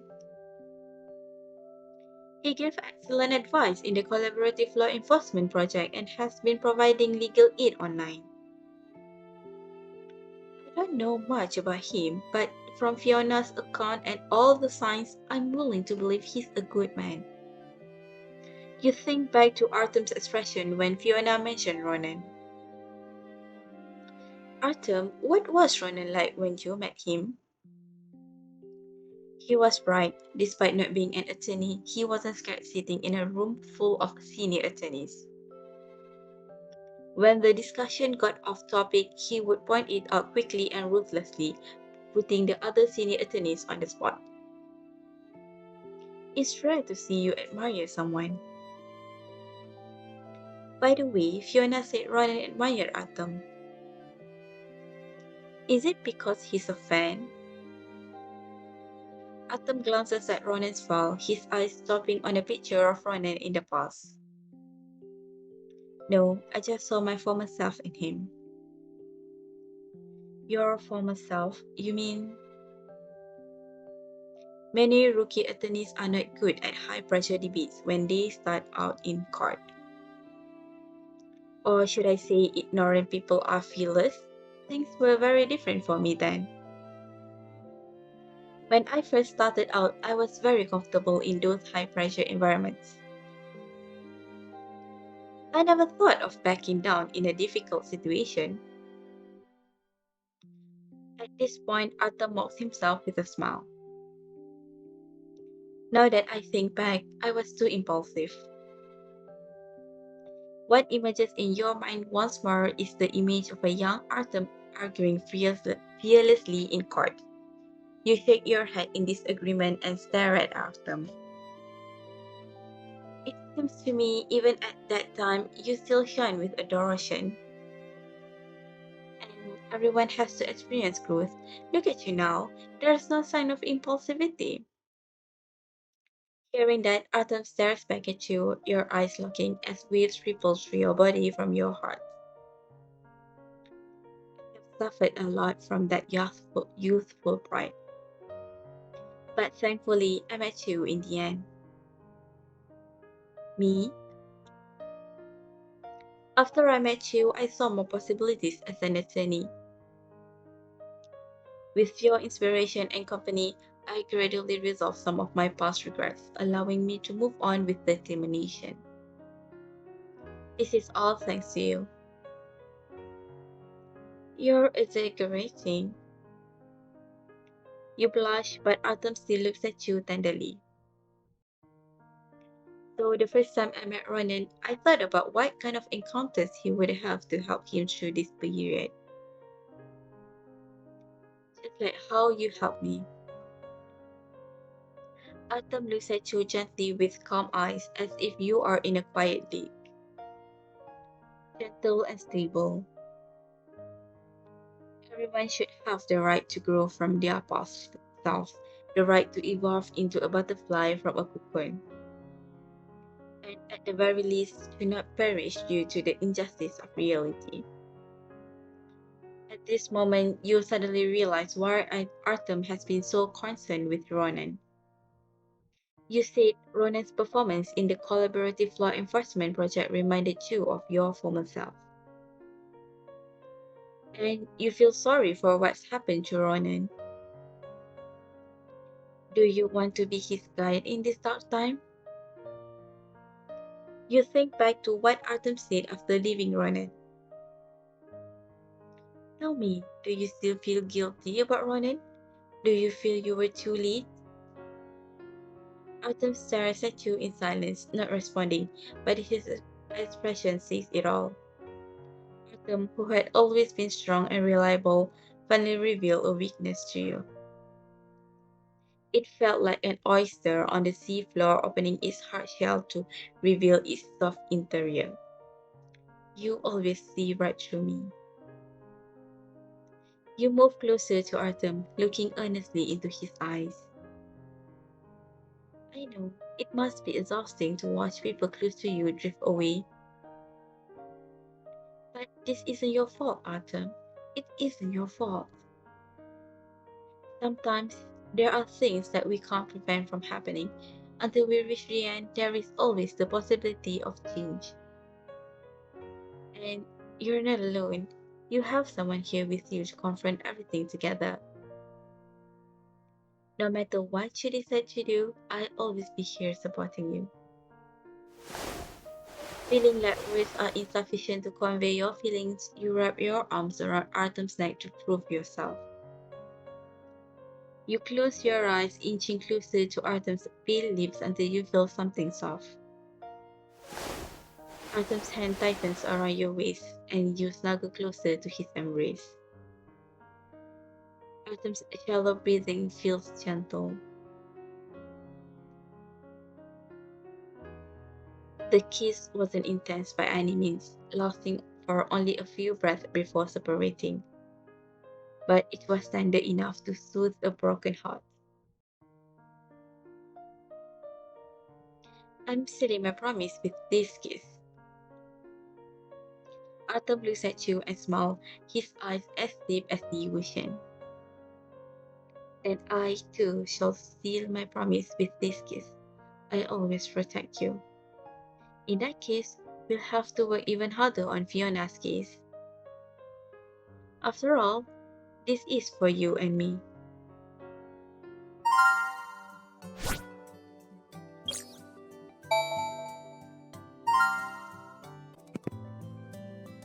Artem's residence. A heated discussion over the case between Fiona and Lomorusso created a huge buzz on the internet.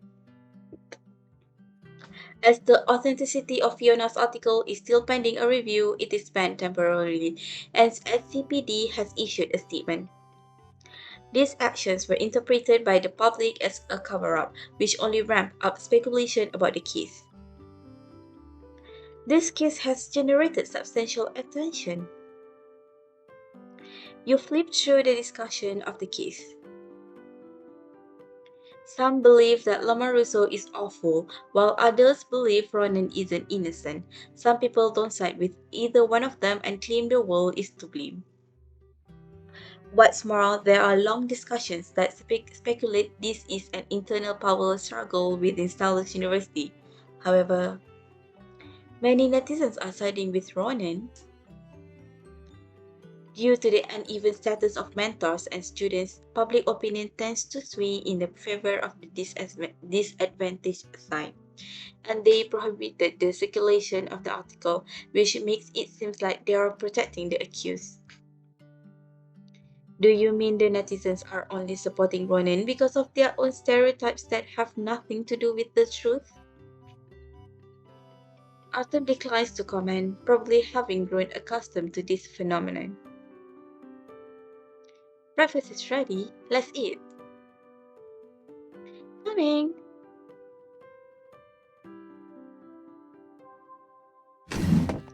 You sit down at the dining table and receive the utensils Artem passes to you. The bread is toasted to golden perfection, exuding a creamy scent of bacon and vegetables. It's quite a sight to behold. Except, how did you make this? It's adorable! You pick up the carrot pieces cut into the shape of cherry blossoms, looking at Artem with a surprise. This was cut from a mole. I didn't know you would buy those kinds of adorable moles. Artem inspects the carrot intently. I was watching a foodie video earlier and bought it because I thought it was cute. I noticed the mole when I was organizing ingredients today, so I thought I'd try using it. What kind of foodie food video was it? That's not important. If you like it, I can make more dishes like this in the future. You immediately shake your head, seeing Artem reach that decision. You don't need to go through the trouble. I do like it, but it seems like a hassle to do it every day. It's not a hassle as long as you like it. How about this? I'll be responsible for making coffee in the morning. Artem doesn't refuse, nodding at you with a smile.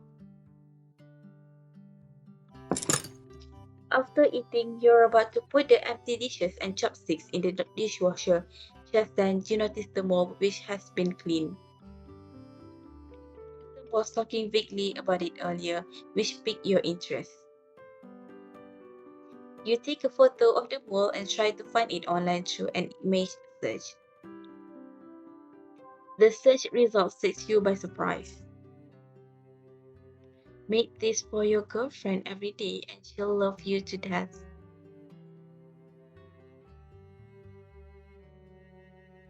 At this moment, you suddenly hear Artem's voice behind you and you scramble to put your phone away. Mr. Morgan just contacted me. He wants us to go down to the police station. Is there progress on the compliance review of Lamarusso's case? Yes, he will fill us in when we get to the police station. Alright, let's hurry then. You try very hard to control your expression.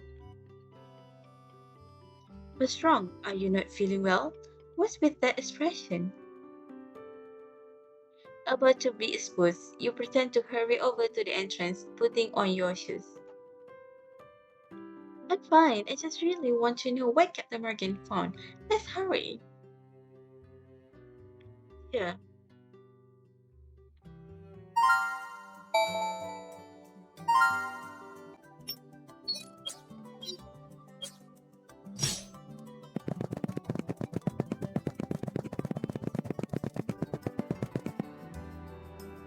Police station.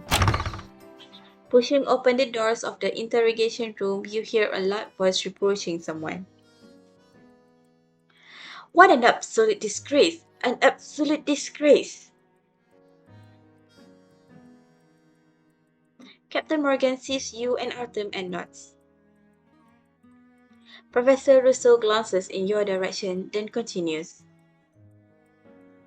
I have never been subjected to such vile slander in my 30 years in the business. Countless people are on the internet spreading false information about me, which is a considerable violation of my character and reputation. My dignity, both as a professor and an attorney, has been greatly offended in this incident. As a victim, I request the police to investigate as soon as possible, punish the main perpetrators, and restore my reputation. I understand how you feel. We will investigate as soon as possible. Professor Rousseau is so furious that he loses his usual solemn appearance. When he sees you and Artem, he leaves without saying hello. I didn't expect the strict Professor Rousseau to have such a temper. Professor Rousseau has a traditional mindset.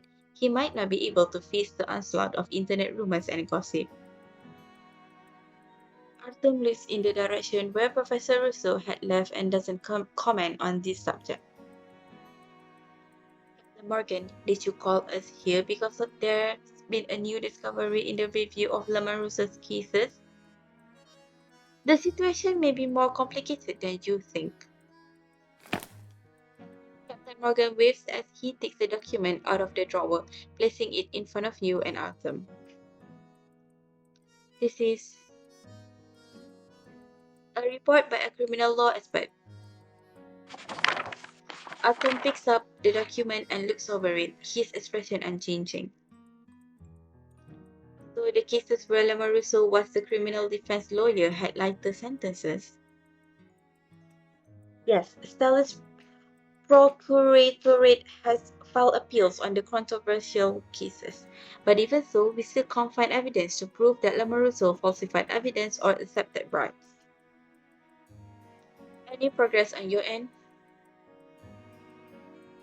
Over the past few days, you and Artem have worked together to investigate the case that has taken the internet by storm.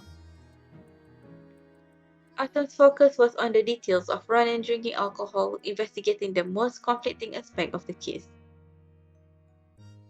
And you were responsible for verifying the teacher-student relationship between Lamarusso and Ronan, described in the article.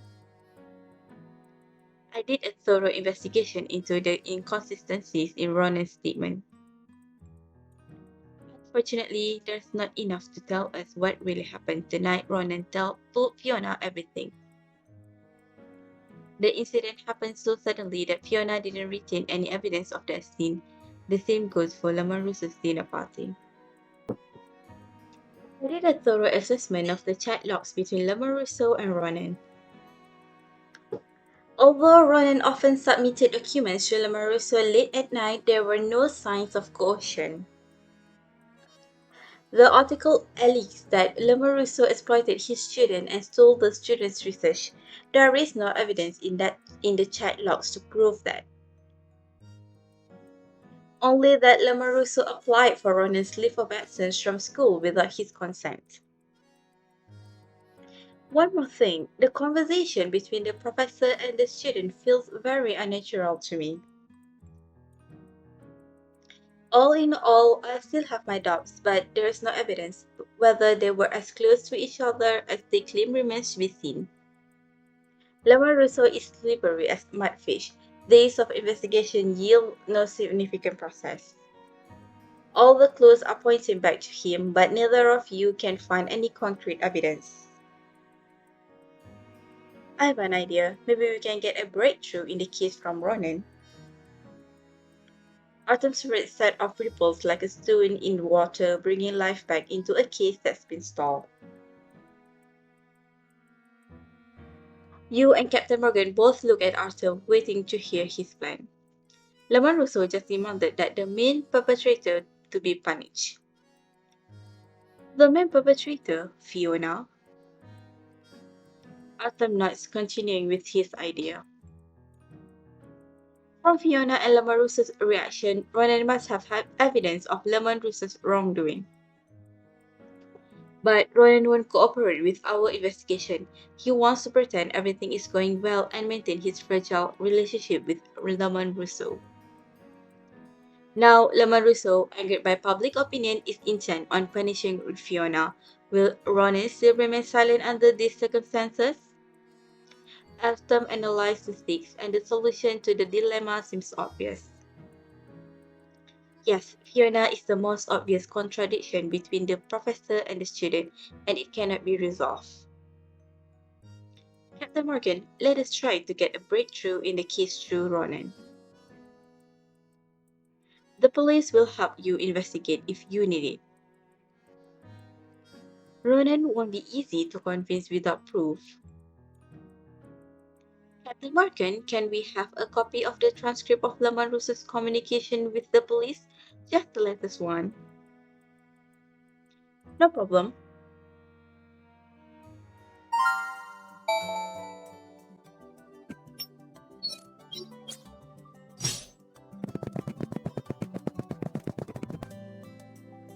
Hospital ward. Ronan is looking much more anxious than he was the last time you saw him. Seeing you and Artem, he lets out a quiet smile that is faintly bitter. Sorry, you won't get much information from me. I already told you everything I know. Don't worry, today we're not here to ask questions. Artem accepts Ronan's lack of willingness to cooperate and takes control of the conversation. We just want to inform you of the latest updates. According to our investigation, there is insufficient evidence to prove that Professor Russo falsified evidence and took bribes. So you can rest assured that Fiona's claim that Lemon Russo coerced you into committing a crime is not true.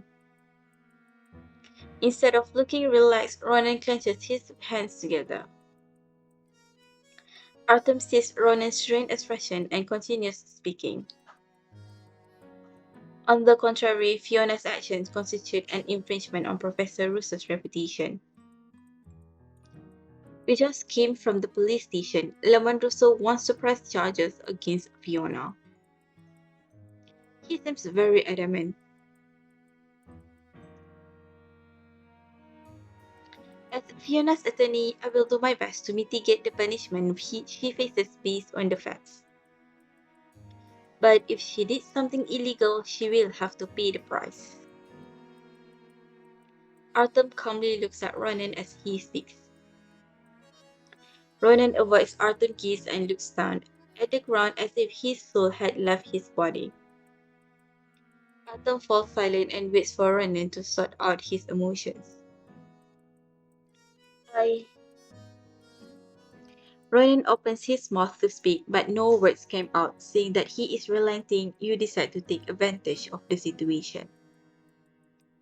A comprehensive review of Professor Russo's cases by an expert revealed no mistakes and they have been refiled. The case has gotten too much attention. Fiona has also insinuated allegations of corruption within the Stellis judicial entities. It is easy to predict a judge's ruling given that the public demands an explanation and the malign influence of the case must be removed. Now that Professor Russo has vowed to severely punish the main perpetrator, Mr. Wing has a tough fight ahead of him. You shake your head mockingly and let out a huge sigh. In the twilight, Ronan's hands are still tightly clasped, his knuckles white and bloodless. Enough with the acting. Professor Russo wouldn't do something like that. It's just a misunderstanding. Ronan, do you really believe your own words? You take out a voice recorder which recorded Lemon Russo's communication with the police just before leaving the station. Would you like to hear a recording? Ronan looks at the voice recorder in your hand, his lips pressed together, saying nothing. Seeing this, you press the play button. I request the police to investigate as soon as possible, punish the main perpetrator, and restore my reputation. Hearing this, Ronan closes his eyes instinctively, showing a look of vulnerability. When the recording finishes playing, you put the voice recorder away. Ronan, now do you believe us? Ronan seems unresponsive, standing there like a puppet, completely silent. Seeing Ronan in this state, Artem pats you on the shoulder, signaling that he'll give Ronan's psychological defenses a final breakthrough. He walks over to Ronan, his eyes filled with concern. Ronan, did Lemon Russo promise you that he won't hold Fiona accountable as long as you're on his side? Hearing Artem's speculation, Ronan turned his gaze upon Artem. When the time comes, none of you would be prosecuted for this. It's a win-win-win situation. And you choose to believe him because you have evidence that threatens him. So you don't believe Lamarusso would lie to you about that, do you? I. Ronan's words fail him. He looks nervously at Artem, his pupils quivering, his expression pleading for help. However, if Lamarusso chooses to go back on his word, there's nothing you can do about it.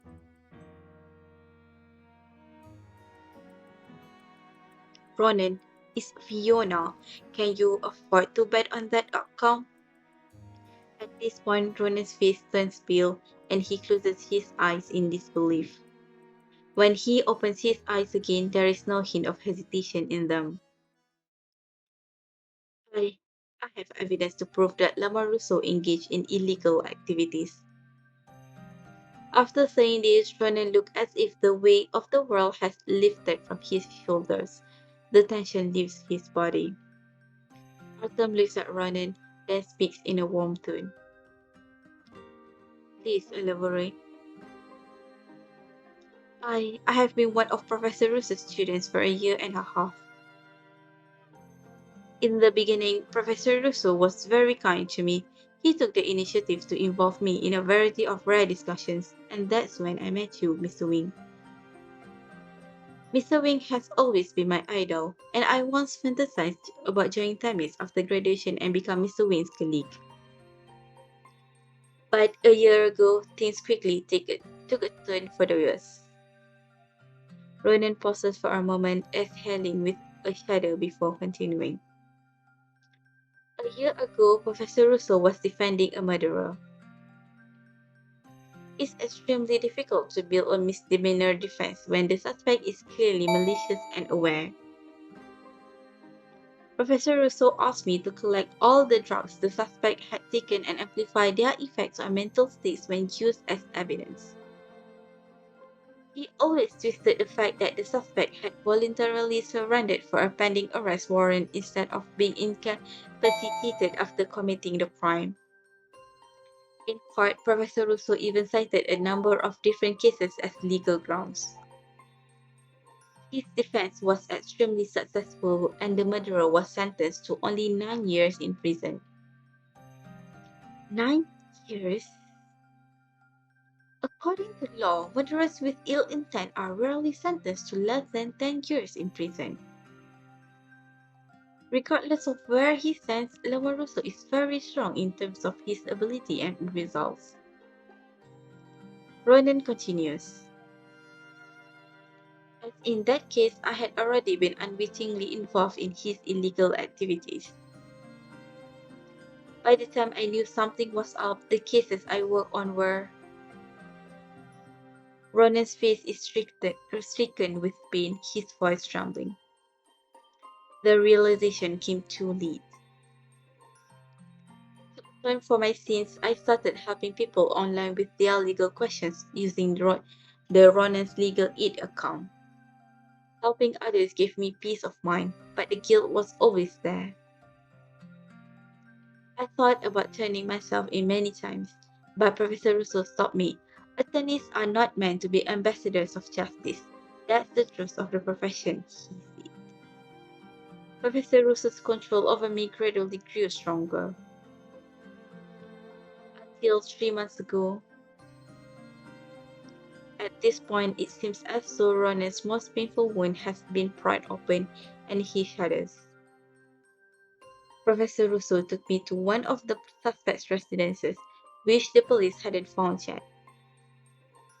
Based on the information the suspect gave him, Professor Russo found the real murder weapon. He then gave it to me and told me to destroy it myself. I did as I was told. The shock was too overwhelming, coupled with the adrenocortical hormones I was taking. My mental state quickly broke down.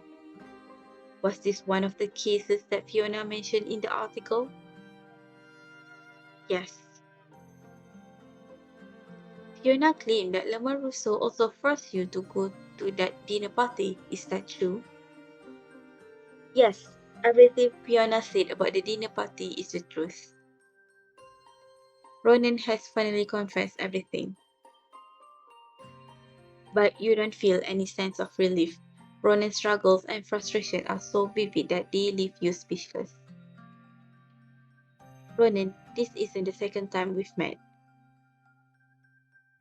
Mr. Wing, you still remember me? When I met you in the collaborative law enforcement project, you were like a razor-sharp sword. You were outstanding. I let you down. What I'm trying to say is, no one goes through life without making mistakes. The mistake is not having the courage to make amends. It will be difficult, but keep your head up and move on. Artem's words are very moving for Ronan, who is close to tears at this point. Ronan falls silent, then speaks solemnly. I recorded everything that Professor Russo did in a notebook. It might be useful to you. A notebook? Yes, my electronic devices were being monitored, and my every action was being recorded. That was the only way I could keep evidence. It's on my desk in dormitory 513. Fiona and I have a photo album with a black notebook hidden inside. Thank you, Ronan. Ronan shakes his head, not saying anything else. I'll relay everything you said to the officer in charge of the investigation. It won't be long before they get here. I will cooperate with the investigation. You are kind and brave. Trust that these qualities will lead you out of the darkness. Artem's words seems to instill Ronan with courage. Unexpectedly, he looks at you and Artem, his eyes brighter than ever. This is the key. Go, quickly, I'll tell the police everything. You take the key from Ronan. See you later, Ronan.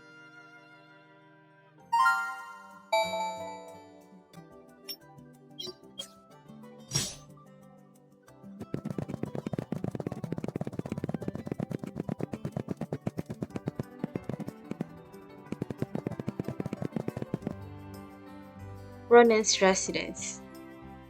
On the way over to Ronan's dormitory, you and Artem brief Captain Morgan on the situation.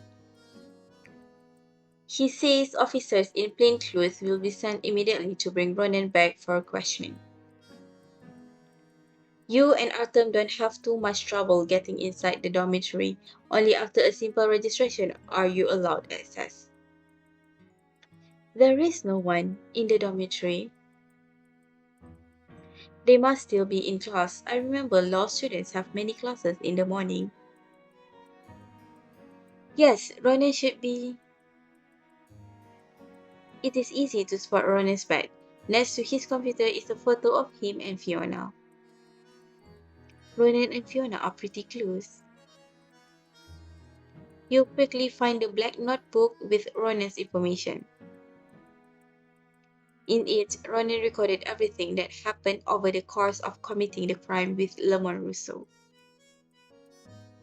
Look, is this the case where Ronan was forced to destroy the murder weapon?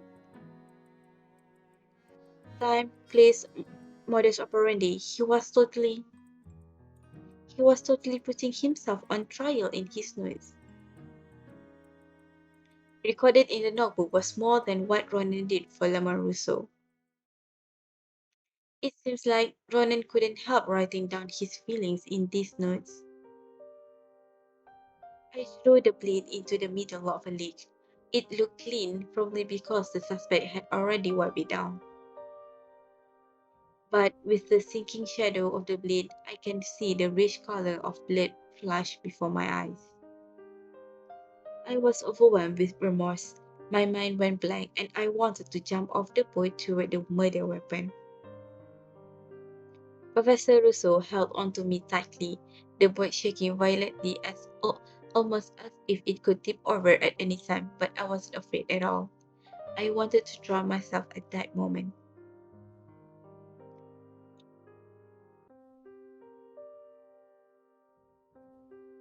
Through his words, you can feel the deep remorse and despair that Ronan felt at that moment. Ronan. Artem says nothing, reading Ronan's words carefully in silence. His hand flips through Ronan's notes without shaking, but he straightens his tie at a certain part. It's a tell from when Artem needs to regulate his emotions. Artem said he wanted to be Ronan's kind. He must be emotionally affected. It must be hard seeing Ronan go through that.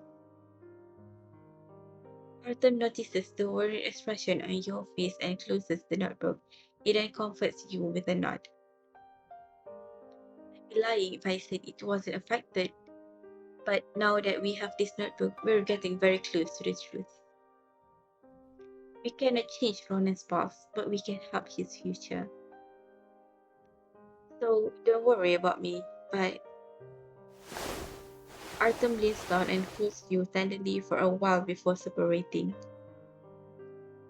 Thanks to you, I'm feeling much better. I didn't do anything, and you were there for me too. We have each other. A hug does wonders for those negative emotions, right? Artem looks down slightly, his eyes beaming, answering you with a smile. Now that we have the notebook, let's head to the police station immediately and hand it over to Captain Morgan. There are many clues recorded within the notebook. It will provide Captain Morgan with the breakthrough he needs in the investigation. And that's what Ronan wants. Let's go back to the police station. You and Artem leave with the notebook and head over to the police station to meet with Ronan.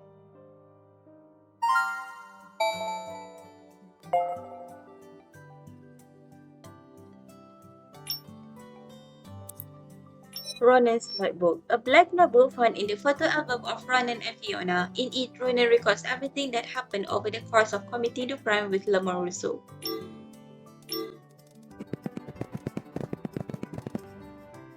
When you and Artem arrive at the police station, Captain Morgan's interrogation of Ronan is nearing its end.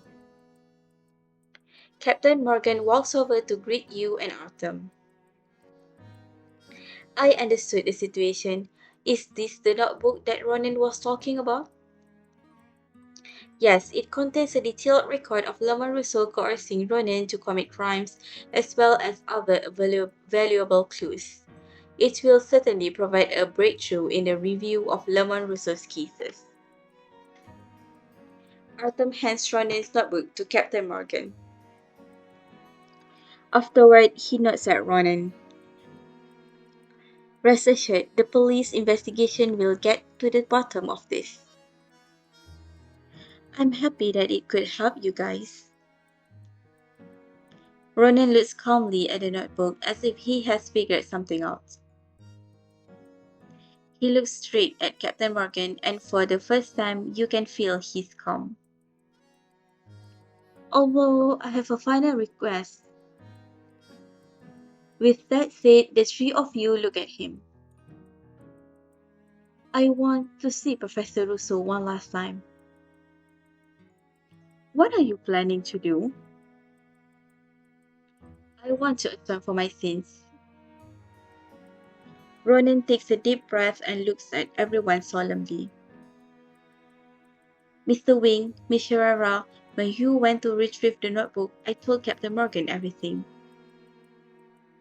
Confessing everything I did wrong wasn't as embarrassing as I thought. On the contrary, I felt relief through the whole process.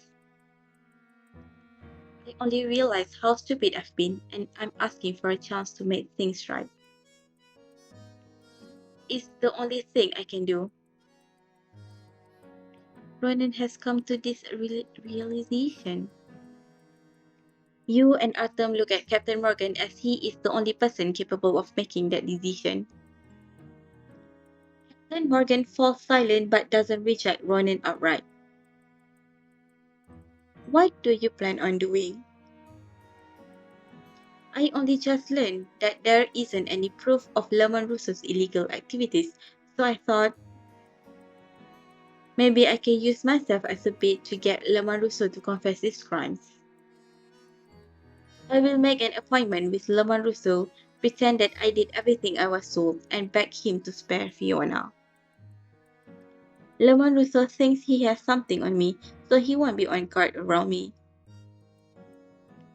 I will use that opportunity to get him to confess something he did in the past while recording the conversation. The recording may not be admissible in court as valid evidence, but at least it will help with your investigation. Ronan waits for Captain Morgan's answer with a sincere expression. Captain Morgan ponders Ronan's plan for a moment and soon agrees. Okay, get yourself ready. We'll carry out your plan this afternoon. I'll have officers in plain clothes follow you and make sure everything goes well. Ronan looks surprised and glad. Yeah. Captain Morgan not saying anything else. He turns around to head outside, signaling for you two to follow. That's it. Given Lamarus's impenetrable style, a simple plan like that won't have a high chance of succeeding. Captain Morgan knows that for sure. You want to say something, but notice Artem shaking his head at you. It seems Captain Morgan must have his own reasons for agreeing. You keep your mouth shut and follow Artem out of the room. Conference room. Outside the meeting room, you can't help but look curiously at Captain Morgan.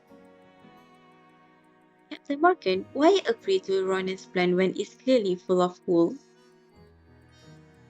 Ronan's plan will not succeed if carried out by himself. That means I'll send someone in to help him to help. Then just now, Captain Morgan didn't mention these details to Ronan. That must be part of the plan, right? Captain Morgan wants Ronan to meet Lamarusso without knowing anything about the real plan. Is this to fool Lamarusso? Yes, Lamaruso has been operating for a long time without being discovered, which speaks to his prudence. Lamaruso will likely discover Ronan's hidden recording device, but if another device is prepared without Ronan's knowledge, while coveting gains ahead, one will be unaware of the danger behind them. With the police assisting, Ronan will succeed in his objective even if his plan fails. Precisely. Captain Morgan looks at the clock on the wall, his expression softening. It's about time for lunch. If you two don't have plans, the police station can provide lunch. Don't trouble yourself, Captain Morgan. Shara and I already have plans. See you after lunch. Yes, thank you, Captain Morgan. You don't need to worry about us. You follow Artem out of the police station.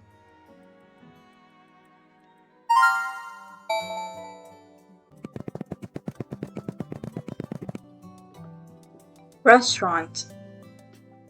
Artem takes you to the restaurant you ate at last time, and the both of you order your meals. While waiting for your meal, you are distracted thinking about Ronan. Suddenly, you feel something warm in your hands. It's Artem passing you a wet towel. Still thinking about Ronan? For some reason, I get inexplicably nervous thinking about the meeting between Ronan and Lamaruso. Will Ronan be okay? Hearing that, Artem understand what you meant. Are you worried that Ronan, who has finally pulled himself together, will fall into despair again after meeting Lamaruso? Yes. When I saw Ronan's notes, I knew how difficult it was for him to make the decision he did. That's why... Artem, am I not supposed to think this way? You look at Artem somewhat dejected. Perhaps your thoughts are disrespectful to Ronan.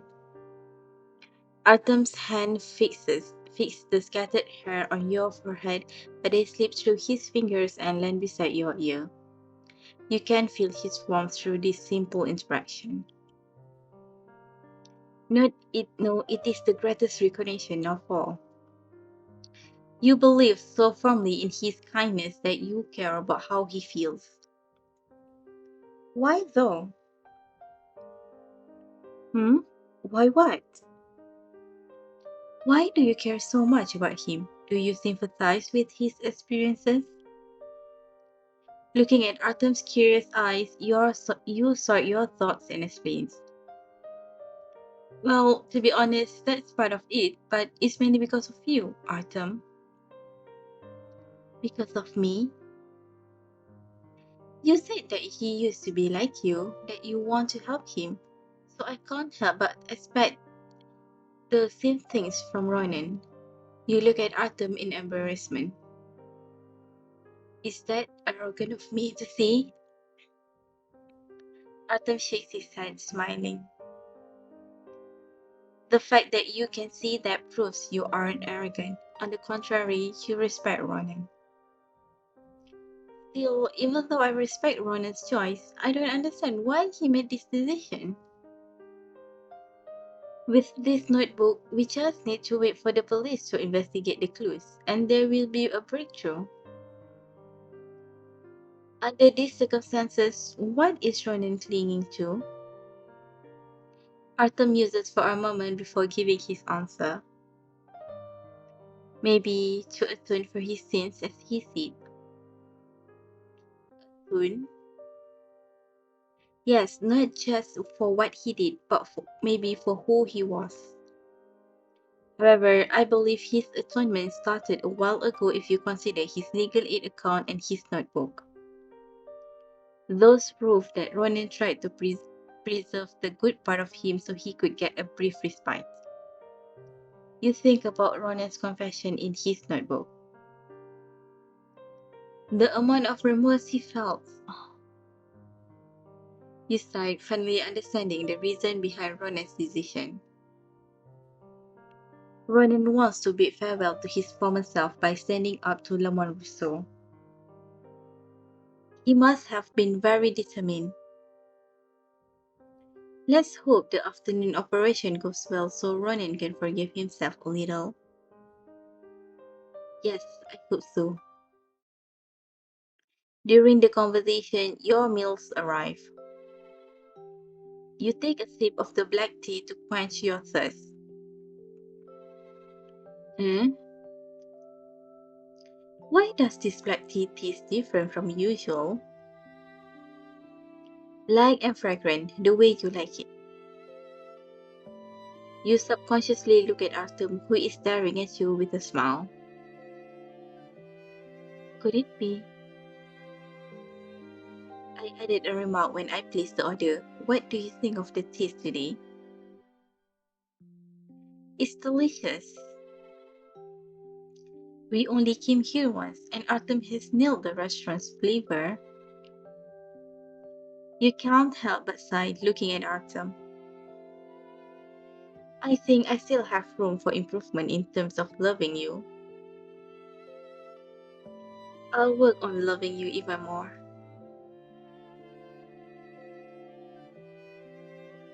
Artem is taken aback, then he smiles brighter than the sun in spring. I will work on that as well. After the meal, you have regained your strength. Are you tired? Want to take a nap in the car?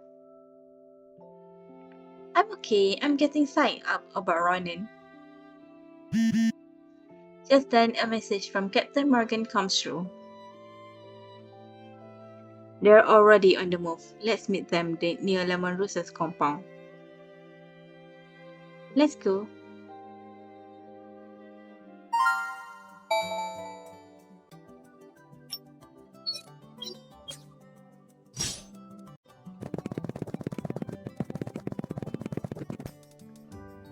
Lemon Rosa's residential building.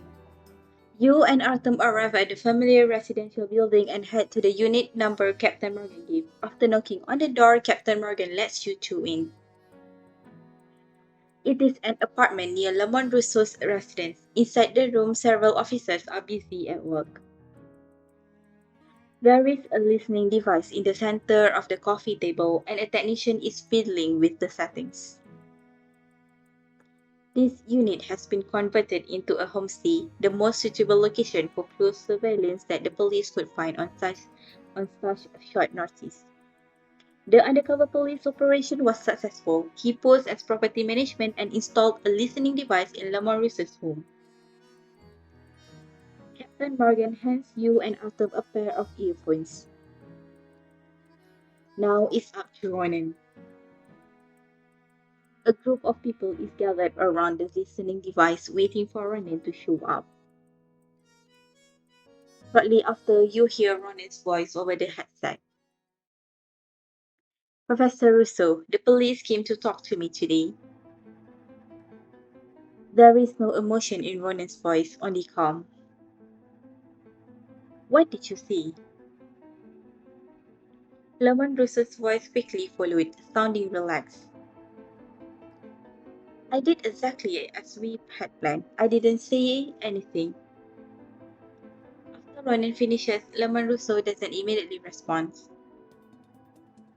You look nervously at Artem, who was staring intently at the audio band in his monitoring device. Soon, you hear a smile in Lemon Russo's voice. I don't know what plan you're talking about. Understood, Professor. As for Fiona, you won't hold her accountable, right? There is a subtle tension in Ronan's voice, and you react by clenching your hands together. Will Lemon Russo notice? I won't hold her accountable if she hasn't done anything illegal. Oh no, Lemon Russo has his guard up. Ronan falls silent. Autumn frowns, waiting.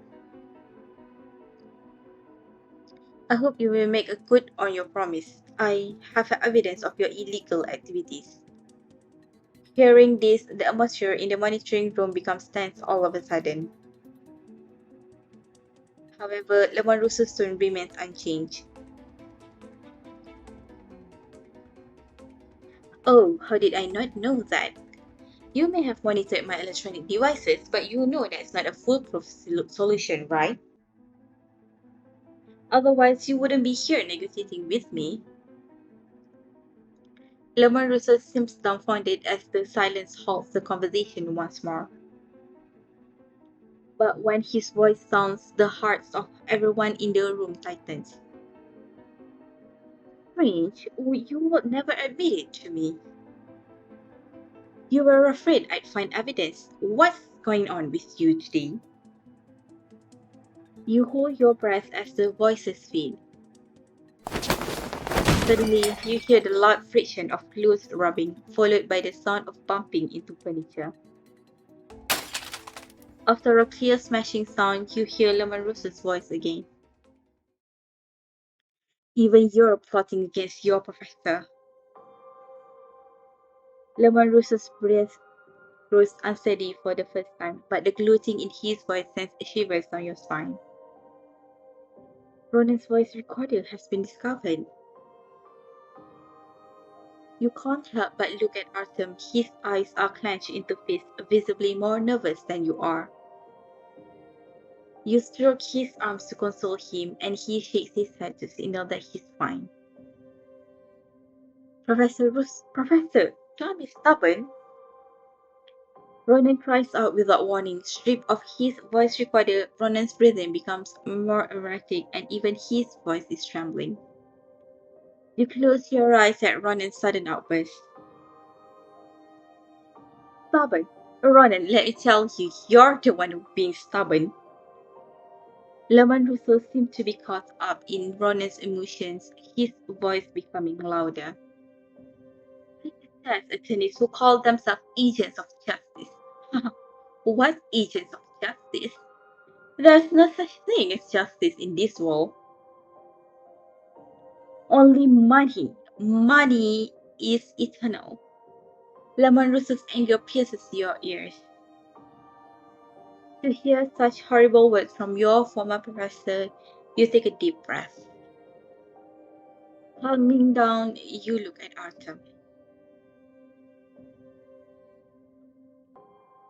Artem sits there motionless, as if he has become a statue. Expressionless, Artem's face is gloomy under the light. You see a hint of sadness. Before you can do anything, Ronan speaks again. Professor, look at you now. You're a light devil. Listen to you. You've been with me for more than a year, and you're still saying such naive things. It seems I haven't taught you enough. You've taught me things I'll never forget. Lamaruso had pushed the right buttons. You hear the sound of Ronan grinding his teeth, but Lamaruso seems to be enjoying himself even more. No, it's not enough. How can I let someone as smart as you only falsify and destroy evidence? Everything has been done superbly. I blame myself for being too soft and getting you involved too late. Otherwise, how could you dare to rebel against me? Artem gives his thigh a hard squeeze. Getting involved too late? How many other students do you have under your thumb? I can't tell you. Even if they have left Stellis University, they are still my helpers, my obedient dogs. You and Artem exchange a look, and you see there is repressed anger and pain in his eyes. Ronan, you're such a bad dog. What a shame. I thought you made the best hunting dog ever. Professor Russo, aren't you afraid that I already gave the evidence to the police? When Ronan sees this, the atmosphere in the room darkens. Captain Morgan motions for two officers to go upstairs and monitor just in case. David, what evidence could you possibly have? The blade at the bottom of the lake, or the clothes burnt to the crypts? Do you expect the police to fish through the whole lake on a rumor? Do you know how much that costs? Captain Morgan won't be able to apply for an operation of that size. Professor Rousseau, you've incriminated yourself. Ronan seems to be defeated by Lemon Rousseau's words and doesn't respond. Ronan, do whatever you want, but we're done here. See yourself out. After confirming Ronan's left, Captain Morgan has officers in plainclothes take him back to the station. And he takes the rest of the squad to invite Lemon Rousseau for a trip to the station. I need to go now. Here's the key. Leave whenever you want. See you later, Captain Morgan. You sit down beside Artem, who has been silent for a long time. From what Lemon Rousseau just said, the whole story can be deduced. Everything is basically what Fiona said in the article. Lemon Rousseau exploited his students, coerced Ronan to commit a crime, and even engaged in illegal activities himself. Except the truth was more brutal than what was described in the article. You let out a deep sigh and put your hands over Artem's hand. Artem, are you okay? Artem was pleased when Ronan volunteered and decided to help the police solve the case. Right now, Artem hasn't said a word ever since Lemon Rousseau showed his true colors. I'm okay. You always interrupt Artem's thoughts, and he takes your hand, trying to smile warmly.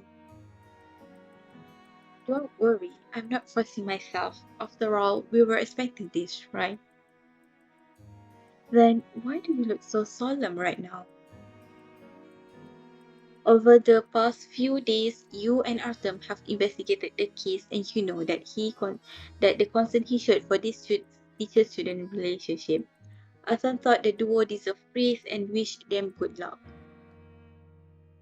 However, even when the truth was ominous, Artem still did what he could to salvage it. There's no one who understands what he's feeling right now more than you. Knowing something in your heart and hearing it are two different experiences, right? Artem no longer pretends to smile, looking at you with fatigued eyes. Yes. Saying this, you lean on Artem's shoulder, wanting to give warmth in this way. Artem takes your shoulder so you fall entirely into his embrace. You can feel yourself being desperately needed by him. Are you sad? Yes. His chin rests on the top of your head and his low voice reaches your ear. I knew it. You put your arms around his waist and snuggle closer to him. But I'm not disheartened. It's just a psychological phenomenon that takes time to digest. Artem's voice is calm while explaining his feelings, as if he's afraid you are too worried. I understand. Me too. I'm here to help you digest this physiological phenomenon. There is no wavering or confusion between you and Artem, only sadness. You know that there are no words to ease the sadness at this moment. Just a silent hug. Let's not delay any longer. Ronan is still waiting for us at the police station. Yes.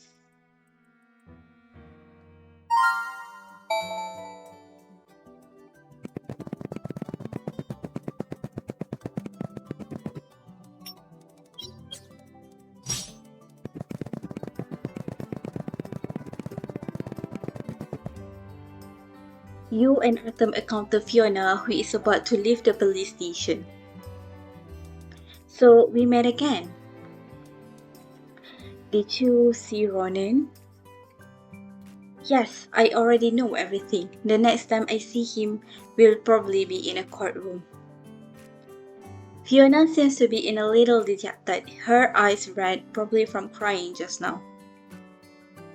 Don't worry, Ronan was coerced into committing a crime. He turned himself in and tried to atone for his crimes. The judge will take that into account when deciding on his sentence. Fiona manages a smile. I know, thank you very much. I'll wait for him. Fiona nods at you two and leaves without saying anything else. Watching her leave, your heart is filled with disappointment. Fiona was forced to send Ronan to jail to save him from a quagmire. Perhaps it is truly difficult for everyone to get a happy ending in the real world. Suddenly, you feel something warm in your palm as Artem takes your hand. It's not the end of their story yet, is it? Alright, they still have us.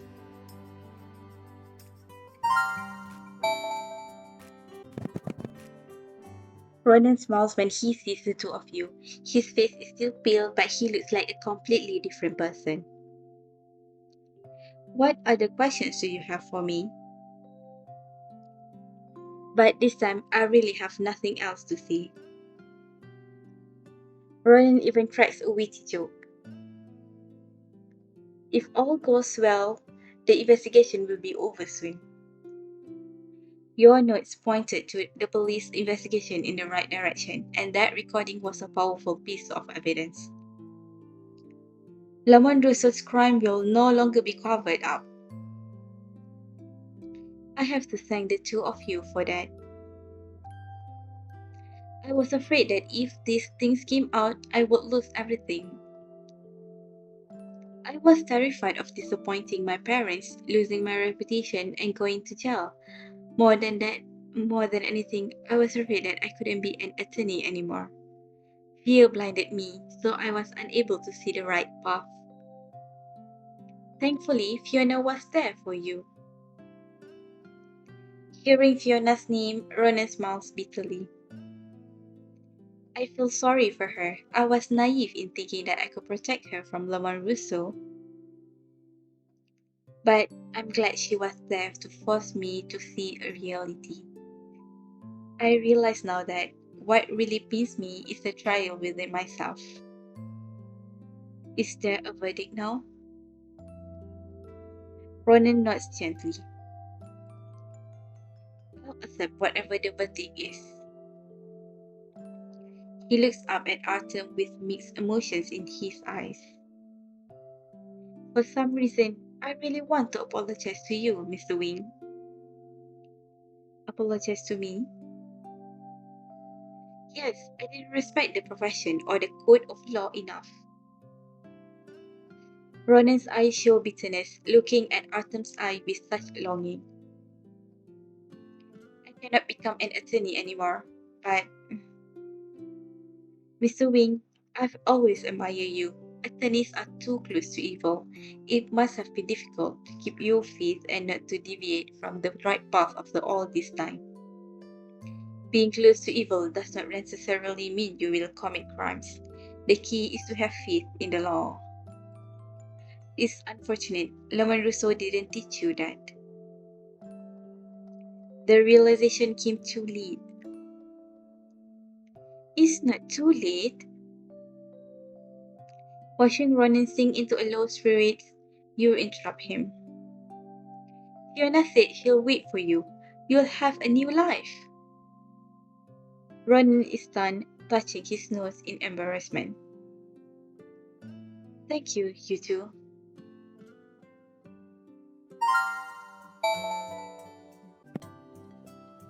Outside the police station. Outside the police station, you and Artem encounter Lamont Rousseau, who is just getting out of a police vehicle. Lamont Rousseau also notices the two of you, his eyes sharp. Lamont Rousseau looks completely different from before. Artem walks in front of you, blocking Lamont Rousseau's line of sight.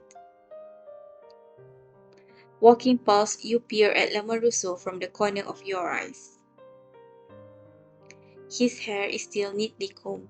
He wears a tidy suit and walks upright with a calm demeanor. all to maintain his dignity and pride. Professor Rousseau, my mentor, once said something that resonated well with me. I'll share it with you now. Artem does not look back at Rousseau, but his voice is still polite. Without faith, the law will die and be only a tool. You had a good mentor. Too bad he's gone now. Rousseau immediately responds to Artem, who doesn't bother to look back. Hearing this, Artem's grip around your hand tightens. Everyone knows that Artem respected Professor Hume. Rousseau is doing it on purpose. So what if Professor Rousseau is still around? The next time we see him, it will be through an explosion-proof glass. Rousseau doesn't respond and walks into the police station. Disappearing into the entrance, Artem still has a tight grip on your hand. You can't help but shake his arm, trying to pull Artem back to reality. Sorry, did I hurt you? Artem just realized what he was doing and looks at your hand with concern. I'm fine. I'm not made of glass. Just now, Artem wants to say something but can't find the words to explain what happened. You cut him off, not bearing to see him like this. Professor Hume will be back. Don't worry, we'll look for him together. Artem looks down at your hand and caresses the top of them with his fingers. When he looks up again, the negative emotions has faded from his eyes. Yes.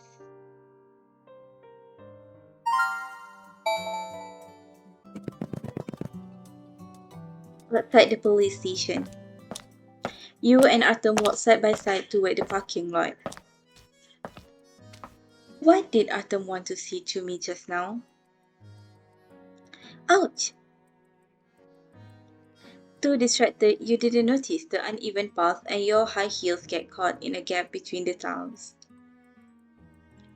Are you hurt? Artem reacts swiftly, immediately stopping your fall. You shake your head to signal that you're fine. Is anything sprained? Can you still walk? You try walking 2 steps, a pain in your ankles. I'm fine. I didn't sprain anything. I'm great at walking in high heels. To prove that you're fine, you ignore the slight pain in your ankles and walk forward without Artem's support. Look, I'm completely fine. In case there's another accident, let me help you to the car. Artem looks anxiously at your high heels, then he grabs you by the waist and walks alongside you while controlling his pace. Artem is taking the weight off my ankle so it doesn't hurt to walk on it. Without much effort, you and Artem reach the car. Artem opens the door to the back seat and motions for you to get in. It's spacious in the back. Let me inspect your ankle. I'm fine, really. You don't need to inspect it. Artem's car. Artem looks at you in disagreement, not wavering. With no other choice, you listen to him and get in the back seat. Artem follows you inside. Artem lifts your leg gently and takes off your high heels. He rests your leg on his own and massages your ankle delicately with his fingers. You can distinctly feel his warm fingers against the cool skin of your ankle. How is it? It's not swollen or dislocated, but there might be a minor sprain. It doesn't hurt when I walk, so I don't think I sprained it. Are you sure it doesn't hurt? Yes, I'm sure. Artem's expression softens. Sorry, I wasn't paying attention. Artem, didn't you say we shouldn't have to say sorry to each other?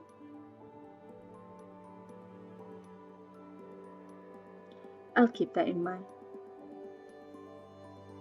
Artem puts your leg down and puts you on your heel again. You twirl your ankle around and find that the pain has subsided.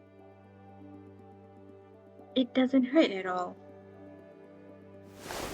You try to get out of the car and move to the front seat, but Artem stops you. Thank you for today. Mhm. For so many days, you have kept me company and even had to take care of my emotions during the investigation. I remember everything you did for me. No way, you've done way more for me. Also, now that we agreed not to say sorry to each other, you're going to start thanking me. Instead, you frown, pretending to be displeased. That won't do.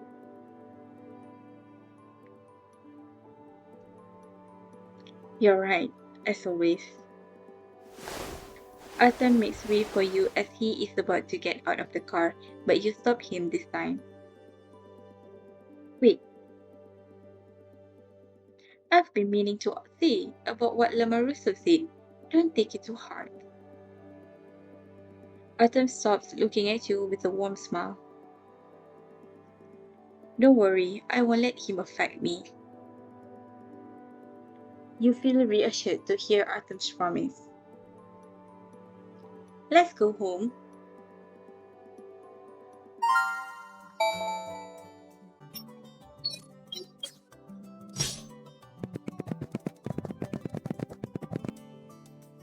Artem's resident first floor. Back at home, Artem responds to some messages on his phone, then prepares dinner. As you put the case file on the desk, your phone lights up. A notification appears across the screen. Mockingbird has a new post. Artem posted a new review. Swiping right to open the news, you realize Mockingbird's latest post isn't a firm review. Mockingbird has forwarded the latest message from Ronan's legal aid commenting, "One may not reach the dawn, save by the path of the night." Ronan's legal aid account? Does Artem mean? From this sentence, you see Artem's willingness to guide Ronan in a positive direction. But Ronan has turned himself in as a suspect, and the case is getting a lot of online attention. Netizens aren't tolerant of people who knowingly break the law. I wonder if Artem's action will be thankless. In the comment section, despite a few extreme comments, most people are expressing regret without exonerating Ronan. It's good that he was able to recognize his own mistakes and correct them. Judging from Ronan's legal aid, he's a good person. It's a shame to see his previous post, knowing what happened to him. I hope Ronan gets his act together. There is no doubt that Ronan paid the price for his illegal activities, but hopefully he will be given a fresh start. That's true. Law, reason, and emotions are not antagonistic. Artem's actions have allowed netizens to view this matter from different perspectives. Artem will be happy to see these comments. Kitchen. You lean over the kitchen counter and share the comments you just read with Artem.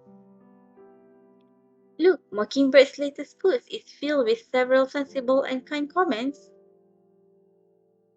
Artem looks at your phone and skims through the comments, showing a slightly surprised expression.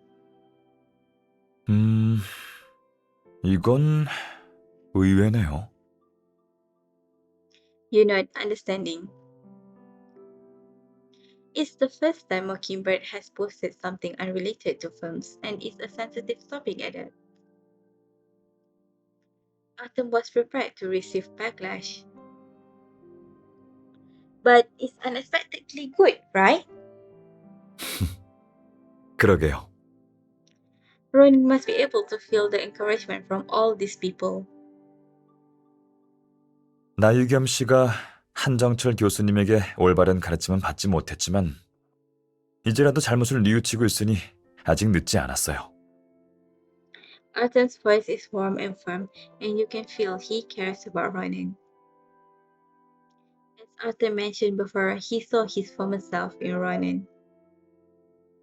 It's the first time you've posted something like this under Mockingbird. What special meaning does this kiss with Ronan hold for you? Hearing that, Artem looks at you. 요즘 그런 생각을 해요.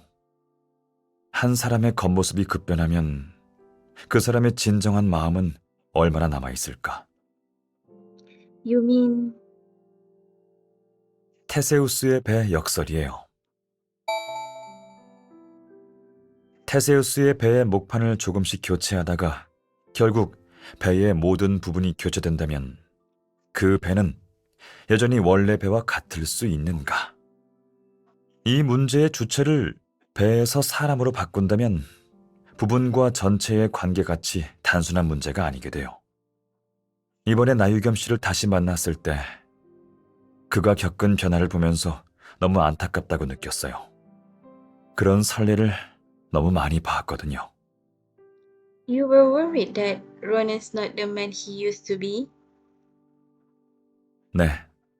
하지만 나유겸 씨는 행동으로 내게 다시 예전의 모습을 보여줬죠. 그래서 이 문제에 대한 해답을 나유겸 씨로부터 찾은 것 같아요. Hearing this, you finally understand Artem's emotions. I guess it's not as simple as getting the answer. Artem just said he had seen this happen too many times. It seems those other people were unable to find themselves.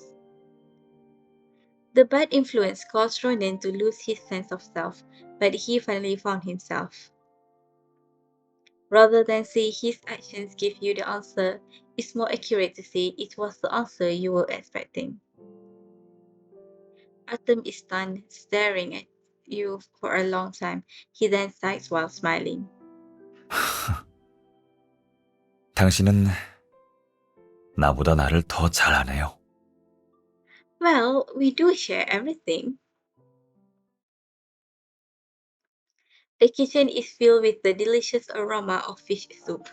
With Artem still busy in the kitchen, you read a few more of the comments on Mockingbird. Huh? Although Mockingbird tends to be serious, the top comments are usually filled with earnest comments or suggestions. However, there are some comments that deviate quite a lot from this norm.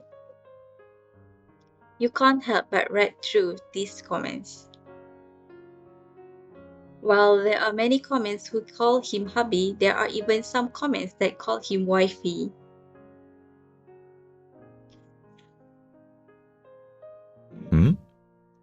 왜 그래요? You look up at Artem, who looks confused, not knowing that his nicknames have been uncovered. Nothing. I was just reading the latest comments from Mockingbird and saw something interesting.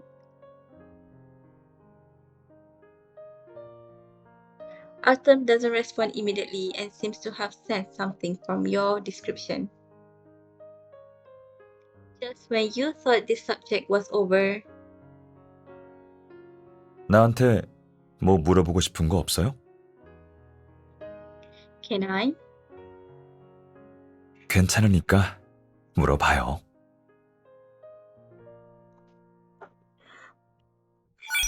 Why do they call you hubby when your account name is Mockingbird? 그건 사람들이 장난으로 하는 말들이니까 너무 신경 쓰지 마요. Don't you like it? Well, it attests to your great personality as a film critic. 중호는 범죄예요. They're just joking around. Don't take it too seriously. Artem chuckles. 농담이에요. 당신도 잘 알고 있죠? 진지하게 받아들이지 않았기 때문에 좋다 싫다 얘기할 필요도 없는 거예요. That makes sense. Saying that you are convinced Artem doesn't continue the subject and focuses on the ingredients. Artem, let me help. Where do you need me? 거의 다 됐어요. 지금은 수저만 식탁에다가 놔줘요. Sure, time to eat. Artem's study. After eating, Artem takes the case file to the study, comparing it with a file from a previous investigation. Are you comparing Lemon Russo's testimonies? 맞아요. 그가 증거 위조를 인정하는 녹음을 손에 넣긴 했지만 현재 가지고 있는 증거만으로는 완벽하게 입증할 수가 없어요. You're worried Lemon Russo might use this to clear himself of the charges? 아니요.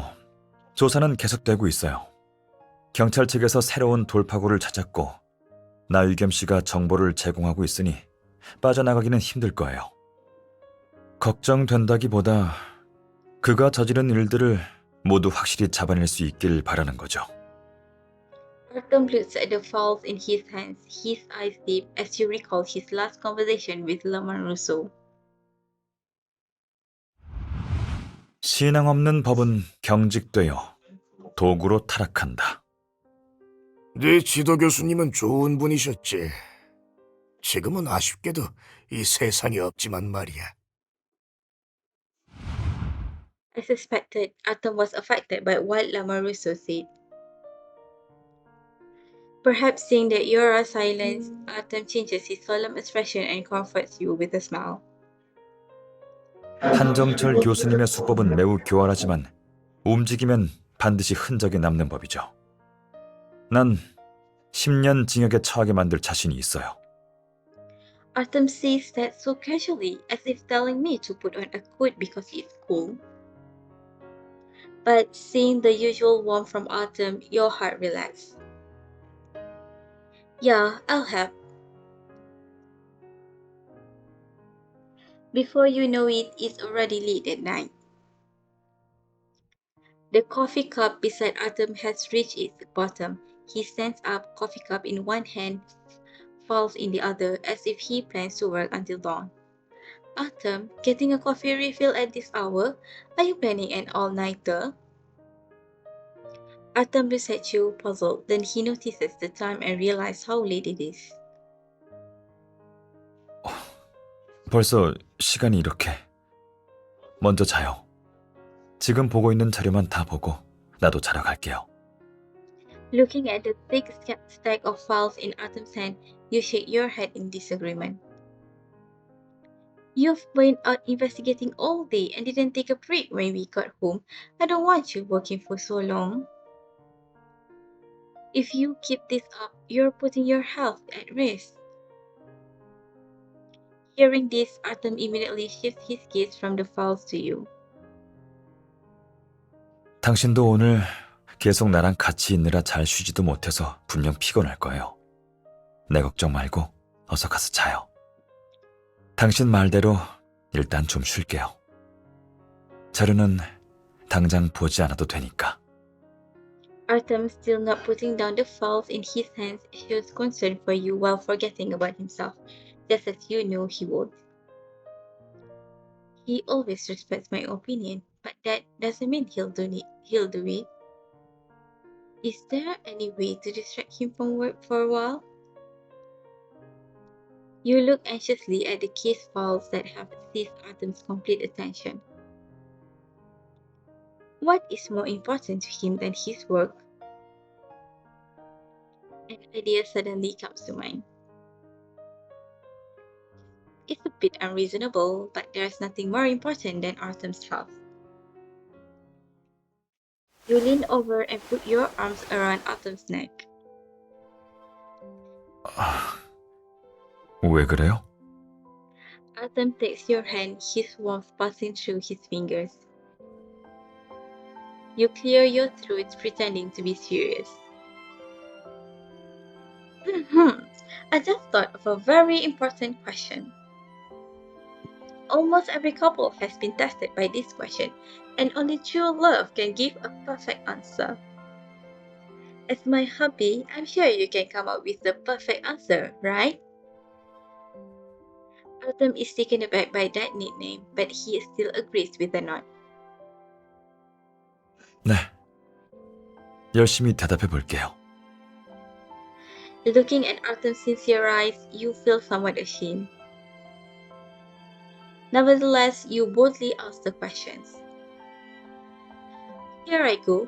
If those falls and I fell into a river, which would you rescue? You can only save one. Hearing this nonsensical question, a flash of helplessness appears in his eyes. 당신이랑 자료가 물에 빠졌다고요? Yes, all into the river. Don't take too long. Your unreasonable request causes Artem's expression to become solemn. 내 생각에 질문 자체가 틀린 것 같네요. Artem lifts the files in his hand and looks at you. 일단 이 자료가 물에 빠질 일은 없어요. 그리고 당신이 물에 빠졌는데 내가 그냥 보고만 있을 리도 없고요. 어쨌든 질문의 조건이 전혀 성립이 되지 않으니 나도 제대로 선택할 수 없겠네요. Hearing Artem's earnest response, you have trouble trying to remain serious.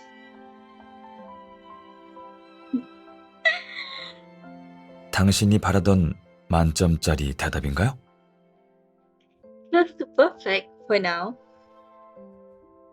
거의? You signal to the files in Artem's hand with your chin. His scattered hair sticks to your face, making it itchy. I will announce the final score once you put down the information in your hands. Artem looks at the files in his hand, immediately understanding what you meant. 네. 그럼 이제 자료는 그만 볼게요. 같이 쉬러 가요. 지금 이 순간 내게 있어서 당신이 제일 중요하니까요. No, that's not right. Your health should be your number one priority. 네. 어떤 상황에서도 당신이 걱정하지 않게 건강 잘 챙길게요. At long last, Artem puts down the files and you successfully pull him from his working state. You can't help but tighten your arms around Artem. Congratulations, that was the perfect answer.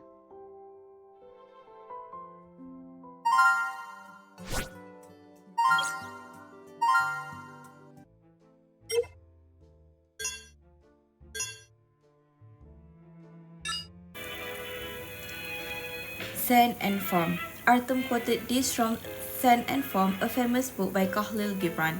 An original excerpt is as follows. On my way to the holy city, I met another pilgrim and I asked him, "Is this indeed the way to the holy city?" And he said, "Follow me and you will reach the holy city in a day and a night." And I followed him. And we walked many days and many nights, yet we did not reach the holy city. And to my surprise, he became angry with me because he had misled me. Make me, oh God, the prey of the lion. You make the rabbit my prey. Why may you not reach the dawn safe by the path of the night? The interaction of law and religion. The words that Neil Hume said to Artem Wing were adapted from The Interaction of Law and Religion, a famous book by Harold Berman. An original excerpt is as follows. Law without faith degenerates into legalism. Faith without law degenerates into religiosity. Law has to be believed in or it will not work.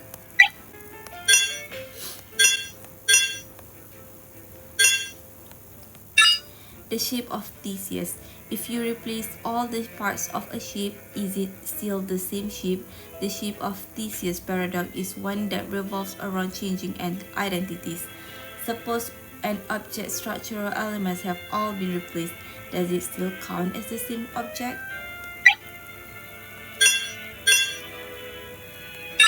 Surrender pending arrest. An automatic surrender is when criminal suspects wait at the scene knowing others have reported the crimes, do not resist arrest, and confess to their crimes. However, not all actions that result in an arrest at a crime scene constitute a surrender pending arrest. Misdemeanor defense is when an attorney puts forth materials and opinions in accordance with the facts and law to prove that the criminal suspect or defendant is less guilty or should be held less responsible for their crimes. In this way, the legal right of action and other legal interests of the criminal suspect or defendant is protected.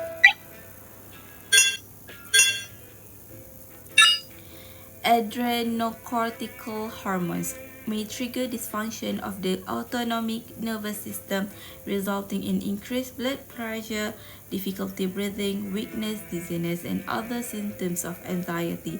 It can be adjusted through relaxation training. If necessary, psychotherapy and medication can be prescribed to improve mental state.